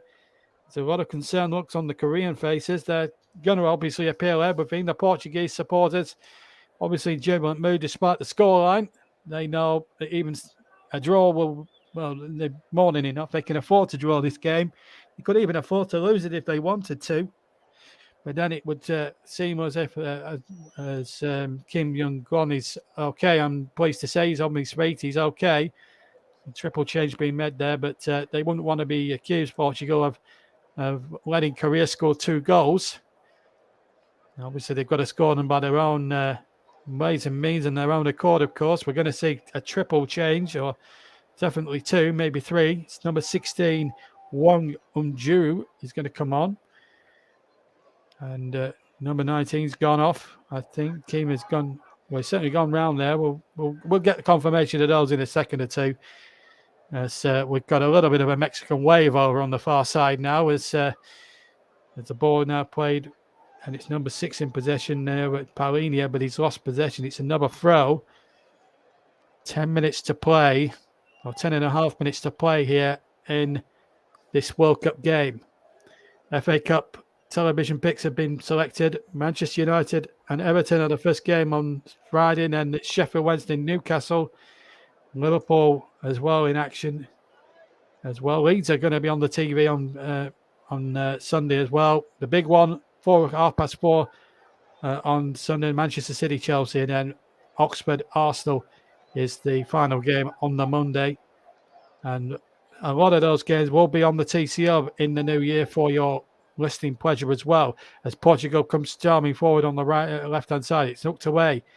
Portugal looking to try another shot which deflects, and it comes away once more. And here comes the number 11 on the ball. It's Wang Yichang of Wolves. And now we're going to see 2 substitutions. Number 13, Son John Ho. I think that's how you pronounce it. Yes, Son John Ho is going to come on. Kim Yang and So Kim Jong-yong is gone, and also Lee King-yang. So Wang is also on, and number 16 is also on, and Sung Jong-ho is on, and Wang Umjo is also on as well. As Bernardo Silva, Manchester City, comes on, and it's number 16, Vitinha, who's gone off, or he's one of the substitutions. I'm trying to keep up with all this malarkey. William is also on as well. We'll get also hopefully get confirmation of those 2 if FIFA can be just bothered to get the caption on the screen. I don't know who the first substitute, don't know who Bernardo Silva replaced, but we'll get confirmation in just a second. The ball is with South Korea. We're going to stick with that now. And free kick has been given now. Then we'll get the Vitinha was the one. Yao Mario was the other one that went through, and there we are. Bernardo Silva and Carvalho on. So as it stands, Portugal going through with 7 points. They'd already qualified. Uruguay through with 4, Ghana out with 2, Korea still needing to get even within a remote chance. And if they score again, it all comes down to head-to-heads and all sorts of disciplinary things, and who has most. It's a complicated system, but South Korea with a goal could put themselves well and truly in the picture to qualify for the knockout rounds. And there's still 8 minutes to go. Ball knocked forward again. It's going to be an interesting nail-biting 8 minutes for every Korean, Uruguayan.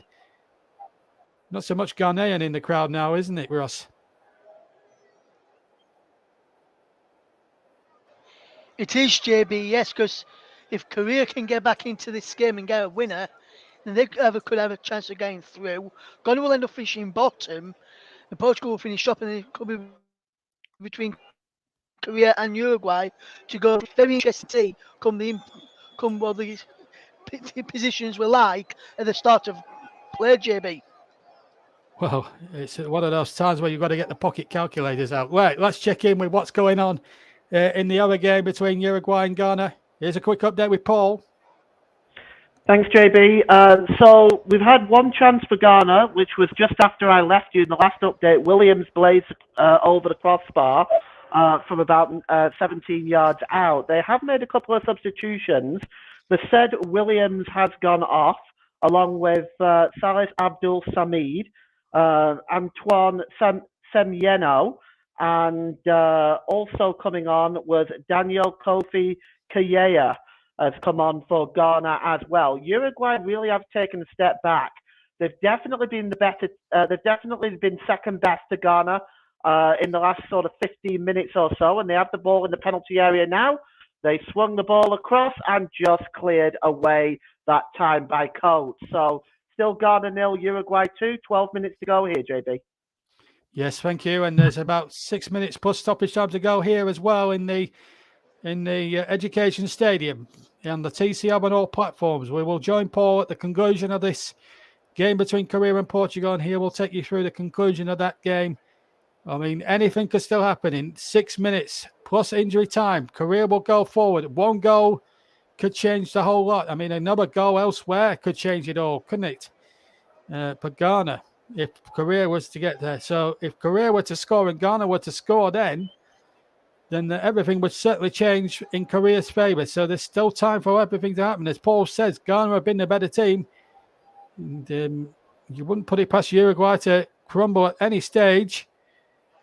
But here comes Son Heung-min. But they've got to take care of business, as Russ quite rightly said at the start of the second half. Son Heung-min's been dispossessed, run on the edge of the Portuguese box. But they're coming forward again. They'll get a corner here now. And we've got 5 minutes to go, plus any additional time, which I'm sure there will be anything from ranging from 4 minutes to 12 minutes, the way this World Cup has gone in terms of last second stoppage time. Son Heung-min with the corner. There are 5 normal time minutes to play. This needs to be a better corner. His last 2 haven't been the best. Had a 1, but it wasn't in it with any great direction, and Portugal were able to get it clear.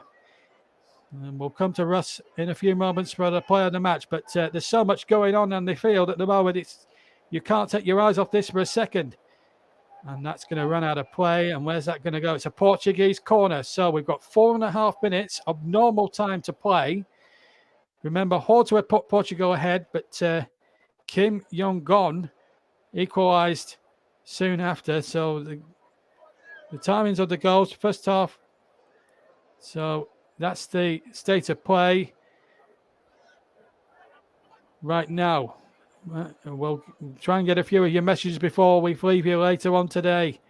Remember tonight, Brazil-Cameroon with Nicholas Jones on all the platforms. As the corner comes in, it's knocked away. And it goes towards halfway now. 4 minutes remain. And Russ Burnham will be choosing his man in the match in around about 2 minutes' time. So Russ has quickly got his thinking cap on. So we're going to just stick with this now. Next couple of minutes, and then we'll get Russ RV to choose his man in the match. Korea 1, Portugal 1 is the latest score in our commentary game on all TCR platforms, 4 YouTube channels and the Twitch channel. The YouTube channels are TCR, TCR 2, JB Sports, and Storm FM. So if you're listening to one of those YouTube channels, good evening to you all. If you're on Twitch, equally good evening to you all. As we now go towards the dying embers of Group H. Remember, Uruguay going through because they're winning 2-0 against Ghana. But a goal for South Korea could muddy the waters and change it all. And quite equally, if that was to happen along with Ghana scoring, then it would put Korea in the driving seat. So there's still a lot of twists and turns to go. 3 minutes to play. Portugal, however, are in possession and not prepared to rush around with the ball at this precise moment. Been a remarkable early evening here. It's gone, it's to and fro, but it's been drama all the way. There's no doubt about it. Brazil-Cameroon now will be a cracking game tonight, that's for sure. As I said, they are world trotters of football. They are. You watch, the Samba style of play is always worth the entrance fee alone. And you'll be able to hear that live and free with us on the TC Hub, on all the YouTube platforms and Twitch with Nicholas Jones, and around about 10 to 7 UK time. Here in Group H, it's still Son Heung-min now. Will he go on one creative run there? Not this time. Good defending there by number 14, William, who gets it away now. 2 minutes to go. We'll get Russ's views on man of the match in just a moment, but there's not been a breaking play on. There hasn't been a chance to get a breaking play. Here's Bernardo Silva. Quite happy just to take it to the corners. Portugal feel that they've done their evening's work now and just playing out the motions in all respects. They know they're going through before the ball was kicked tonight. before even the game got started. And here they are now on the far side. Number 15 charging forward, Liao. And the challengers come flying in. Referee, I thought for a moment was going to blow for a whistle, but they are taking it to the corners here. We're still waiting for a breaking play so I can get Russ's man in the match views. And Williams still has it now, deep inside Korean territory, 10 yards from the edge of the D. Yes, Darrow, who's had a decent game, in my opinion, this evening. We're now into the last minute. Bernardo keeping possession here. And let's just see how this one develops. I think he's just going to, I think they're just toying with Korea at the moment. Well, whilst that's going on, let's go to Russ Vernon now for his man in the match, sponsored by Commentary Services.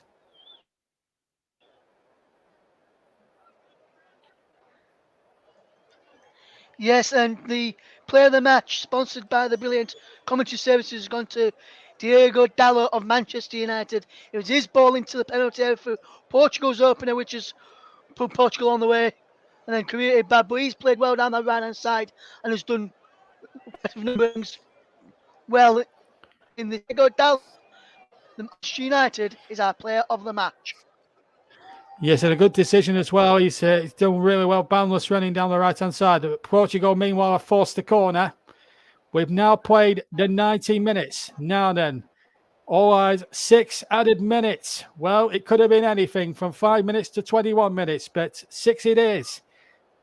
Remember, Paul James's match is 5 minutes behind. So there might be a chunk of stoppage time in that one as well. But anything can still happen. Son Heung-min is on the chase now. He's on his own against 3 or 4 Portuguese defenders. And he's found his way through to the penalty area. Chance here. Goal! Well, it's changed significantly now. South Korea go in front. And what a change. Well, what does that mean now for the group? It really muddies the waters now. And, well, every commentator in the land will be getting their pocket calculators out. All the Korean substitutes running towards the goal scorer. And Cristiano Ronaldo has done it. It's Wang Hee-chan who has scored the goal, Russ. And this could be, well, what does that mean for Korea's future in this competition? We've played one of the 6 added minutes. And Wang Hee-chan, your mate from Wolves, has put Korea, well, back in the frame now to qualify.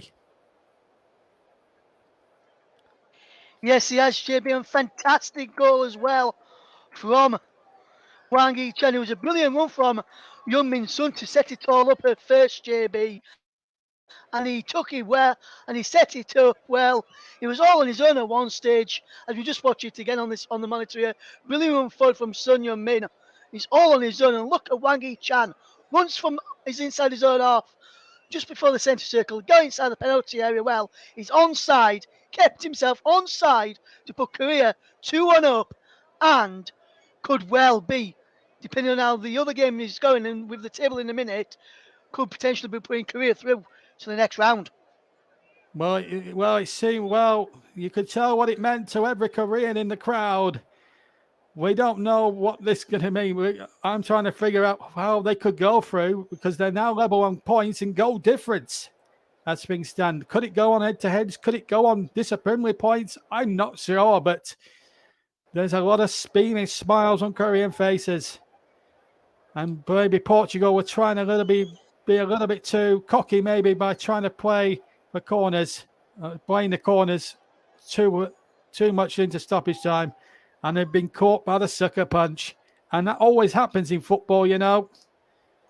But don't forget, folks, there's still a long way to go in the other game because they're 5 minutes behind. And we don't know how much time is going to be added on at the end the conclusion, we'll get the conclusion with that Uruguay game with Paul James as soon as we're done here. There's been a substitution. Cho has come off. And, Luis Suarez, now then, has that knocked them out of the tournament? Choi has come on. Number 24, Cho Young-moon, is now on. I wonder if that has put Korea through. Because I'm now trying to fractiously get my thinking cap on at this moment in time. Luis, from the looks I saw there on this monitor of Luis Suarez, I'm going to cross the pole with James in just a second or two, and because he might know a little bit more about this situation than what we are doing at the moment. Let's cross the pole now and get his reactions to this all. Well, I can tell you the news has filtered through here, and they look absolutely crestfallen on the Uruguayan bench. It does appear, if things stay the same, that South Korea will qualify. Uruguay come desperately close with Edison Cavani with a clear header, but what a super save by Ziggy has kept the score remaining. Uruguay need one more to qualify. Now, don't quote me on this, Russ, but I think it might be fair play is what is sending South Korea through, because if I'm not mistaken, I think they drew, didn't they, when the two teams met each other. So at the moment, though, Uruguay are heading out. That is for definite. If it stays the same, if they score one more, they'll go through. Back to you. Thank you very much indeed. Yeah, thank you very much indeed, Paul. Ang Ichan was booked as well by taking his shirt off in the aftermath now, but put a Portugal goal would see Korea out. But so they've got about 1:15 of stoppage time to just get by. And then we'll be crossing the Paul James at the aftermath of this game to see if Uruguay can pull it around. Remember, they're 5 minutes behind on time. So we've played nearly 5 of the 6 minutes. So as things stand, so Korea would go through as things stand. Portugal would go through with 6 points. Korea, looking by Crook, would go through with 4 points. Uruguay would miss out also on 4 points. And I think Paul James could be right, Russ. It could go down to fair play. Yes, I think it is down to fair play, JB, as well, I've been told. And I think because Korea have got less yellow cards than what Uruguay have in the tournament so far. So that's why South Korea are going through as things stand. Wow, the plot thickens in Group H, and there's still drama to come even after the final whistle here, because we'll be crossing live to the Uruguay game with Paul James. There were 10 seconds of the 6 to play in this one. Cristiano Ronaldo must be fuming, because he would have wanted his team to finish the group with a flourish and get 3 wins out of 3. All eyes on the referee, Tello of Argentina, who I have to say has had a terrific game. Although Tello is our player in the match, sponsored by Commentary Services. We're still playing here. We're 11 seconds over the 6, and I should stress it's a minimum of. Soon as we're done here, we're crossing the Paul James for the conclusion of Group H. There's going to be a throw-in to South Korea, and they'll not take too much. They'll take as much time as it's legally possible, I would suggest, over this. But yes, yes. I think Russ has got a huge point there, because Uruguay's discipline could end up costing them dearly here. Luis Suarez, I heard in one of the reports Paul James compiled earlier on, had picked up a needless yellow card. It's little things like that could cost teams their passage through, and South Korea, and you have to say they've deserved it. So far, the whistle has gone.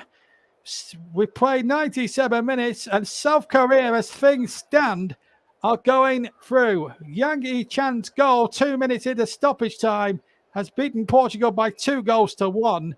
They did lead early doors for a goal scored by Horta after a great assist from Diego Dalot. Then Kim Young-Gwon got an equaliser, and then Yang Hee-chan got the winner in stoppage time. So it's finished 2-1 here, but there's still a massive amount of time to go.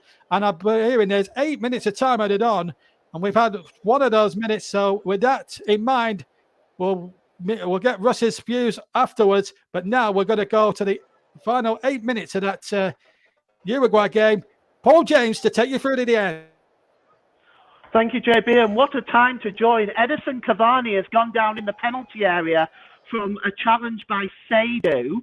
The entire Uruguayan bench was up in unison on that. The referee said no, and there has been no VAR check. And Suarez is still up there complaining. So yes, definitely the yellow card situation has cost Uruguay. They've had 1, 2, 3, 4. They've had 5 yellow cards in this tournament so far. Another one was added as well for Uruguay when Coates got booked. So now the ball is launched into the box, and Ghana just trying to get the ball clear, but it's picked up and hacked back in there. But the Uruguayan forwards were not aware to that. The ball was just launched into the box that time by Maxi Gomez, and it just went straight through to Ziggy in the Uruguayan goal. So we've played almost half of the 8 minutes of stoppage time. Just to be clear now, Uruguay need another goal if they want to go through. They are heading out right now, and they're going to have the ball now right hugging the touchline there.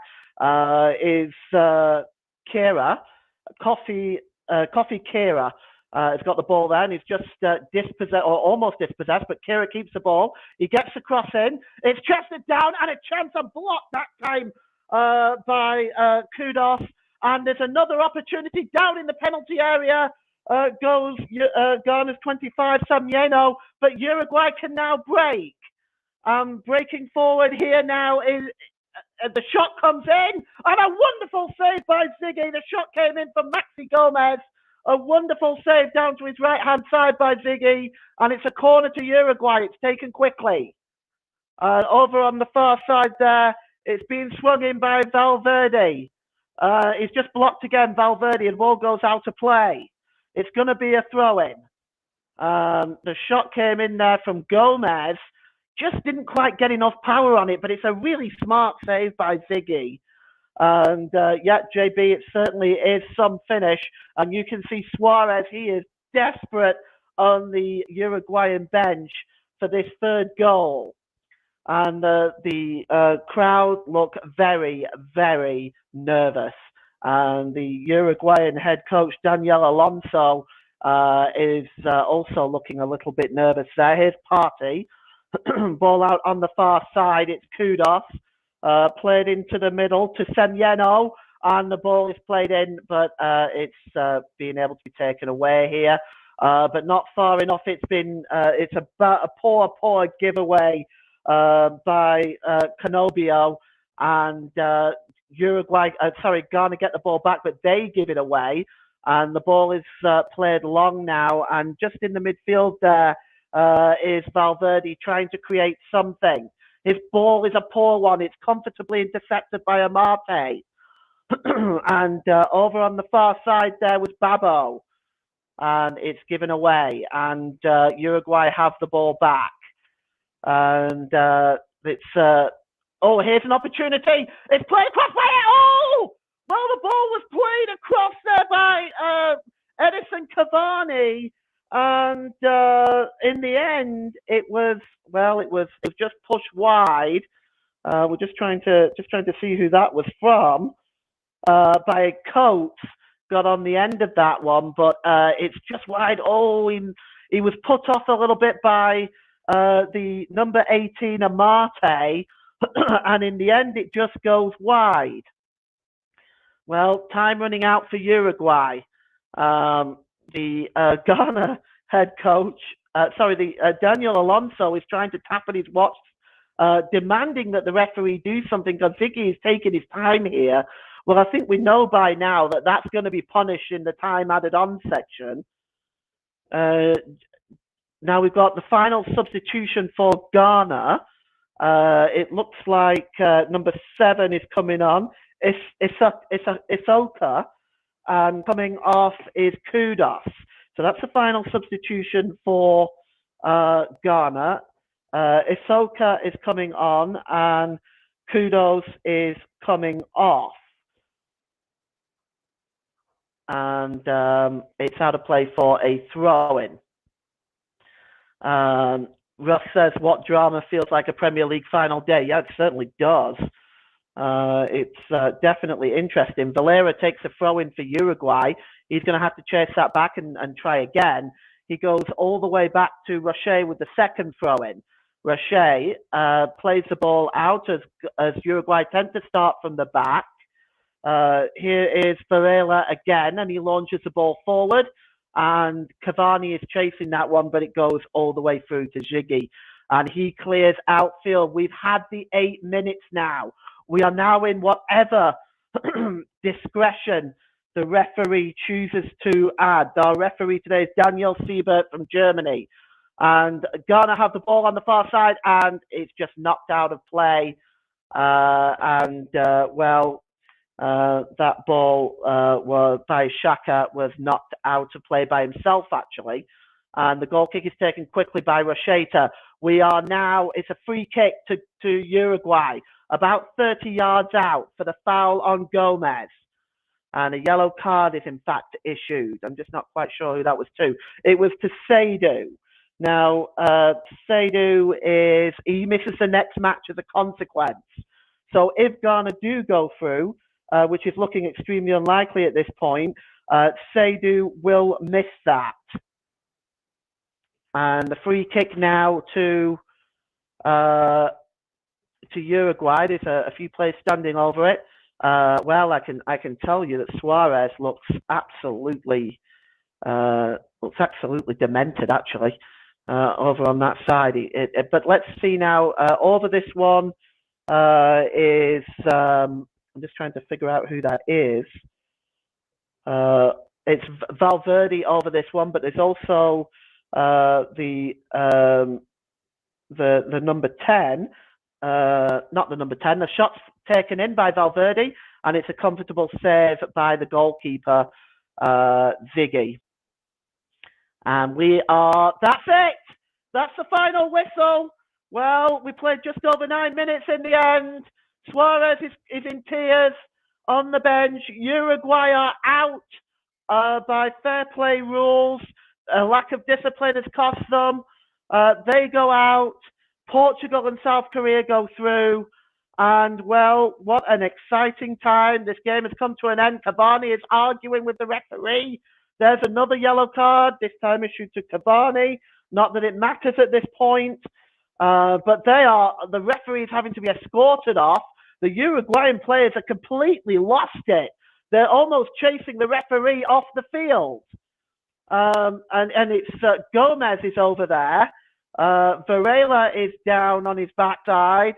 The Uruguayan fans are upset, but there is definitely some anger directed towards the official Daniel Siebert.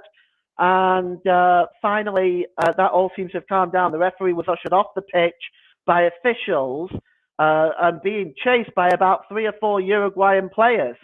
So the game is over. Uruguay do go home. 2 goals by De Araceta is not enough to save Uruguay's World Cup. They had the chances, 1 or 2 chances in the second half, but they really let their performance slip.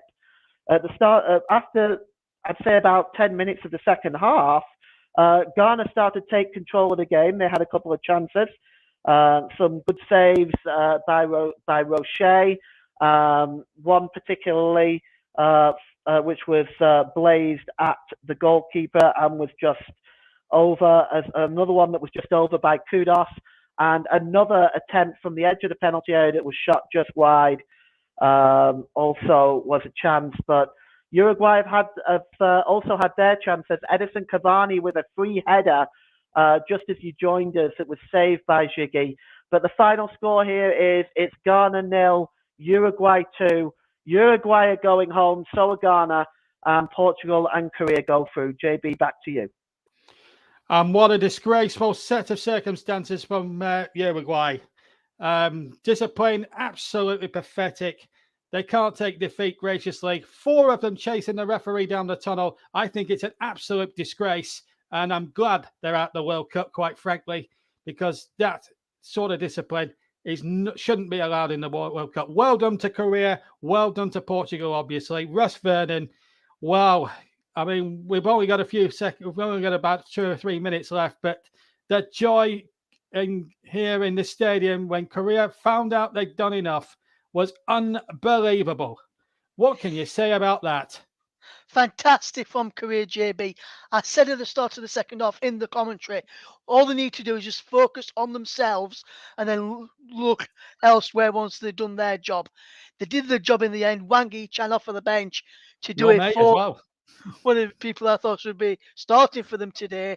He did well, and then they came, and then when they found out the winning when they found out that Uruguay had lost, the jubilant scenes on the pitch. You saw one of the coaching staff have the other game on his phone with all of the players crowded round watching it. And I'm just looking here with the goal. Son had 6 players around him and somehow still managed to squeeze the ball through into Wang Yi-chan, who was onside, to score for Korea to knock out Uruguay. Fantastic. And Portugal, when they were at a corner, they had 8 players inside the box.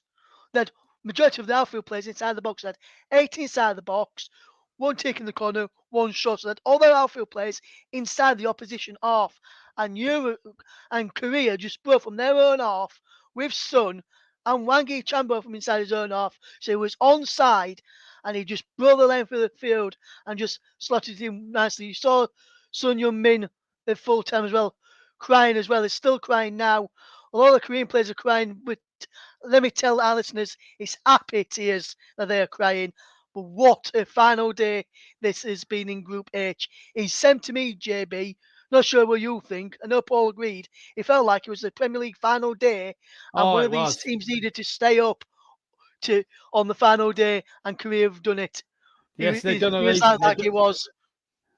Yes, they've done a Leeds and stayed up. Let me finish off with Paul James. Paul, you look at the scenes at the end compared to the you look at the scenes at the end of South Korea. I mean, the Uruguayans were a complete disgrace at the final whistle. I've seen the footage. It's they behave like complete animals. And if I'm being honest, Paul, the tournament's better off without them if they're going to behave in that sort of fashion. Your reaction to what's been a terrific second half of football in both games? Oh yeah, it's definitely been very, very exciting. Just to touch on your point, it's kind of ironic that they're going out on the fair play rule, because you just saw their actions there, their behaviour, their reaction, absolutely disgraceful. And you can see why they've gone out on the fair play rule. If this is the way that they react, it's cost them their World Cup place, and they continue to react in this manner. It's absolutely incredible. A total of 7 yellow cards for Uruguay in this competition. And I feel sorry for their fans, because it must be so incredibly frustrating for their fans for them to go out on yellow cards. But to be honest with you, when they behave like that, you deserve to go out. Absolutely. I don't feel sorry for anybody wearing a Uruguay shirt. I do share your sympathy with the Uruguayan supporters. It must be frustrating. But, let's finish on a great note. South Korea, they did, last time they got through, they didn't do it by fair means. Tonight they did, and they were superb second half. They were brilliant. But, what an end to Group H. My thanks to Paul James with the updates. Thank you, Paul. And big thanks to Russ Vernon too. It's been a night. It's been a terrific game, terrific afternoon tea time football feast. I hope you very much enjoyed it. Just time to tell you that in around about just under 2 hours' time, Nicholas Jones will be with you with live coverage of Brazil against Cameroon, live alternate commentary on that one. Stay tuned for that one if you can with Nicholas at around about 10 to 7 tomorrow evening. But today, for so long, it looked as if Uruguay had it in the bag, and then the substitute Yang Yi-chan, the Wolverhampton Wanderers player, has just sent the whole of South Korea, or 1 billion of them, into absolute ecstasy and raptures. The disgraceful behavior of the Uruguayans at the final whistle showed everything what you needed to know about their reaction to it. But let's finish with the positive. Well done to South Korea. They play to a man, and as Russ Vernon quite rightly said, what a ball from Son Heung-min, and what a run, surrounded by 6 Portuguese players. He found Wang, who shot beautifully past the goalkeeper into the far right-hand corner. It's they and Portugal who go through. Ghana and Uruguay deservedly miss out. Thank you very much for tuning in.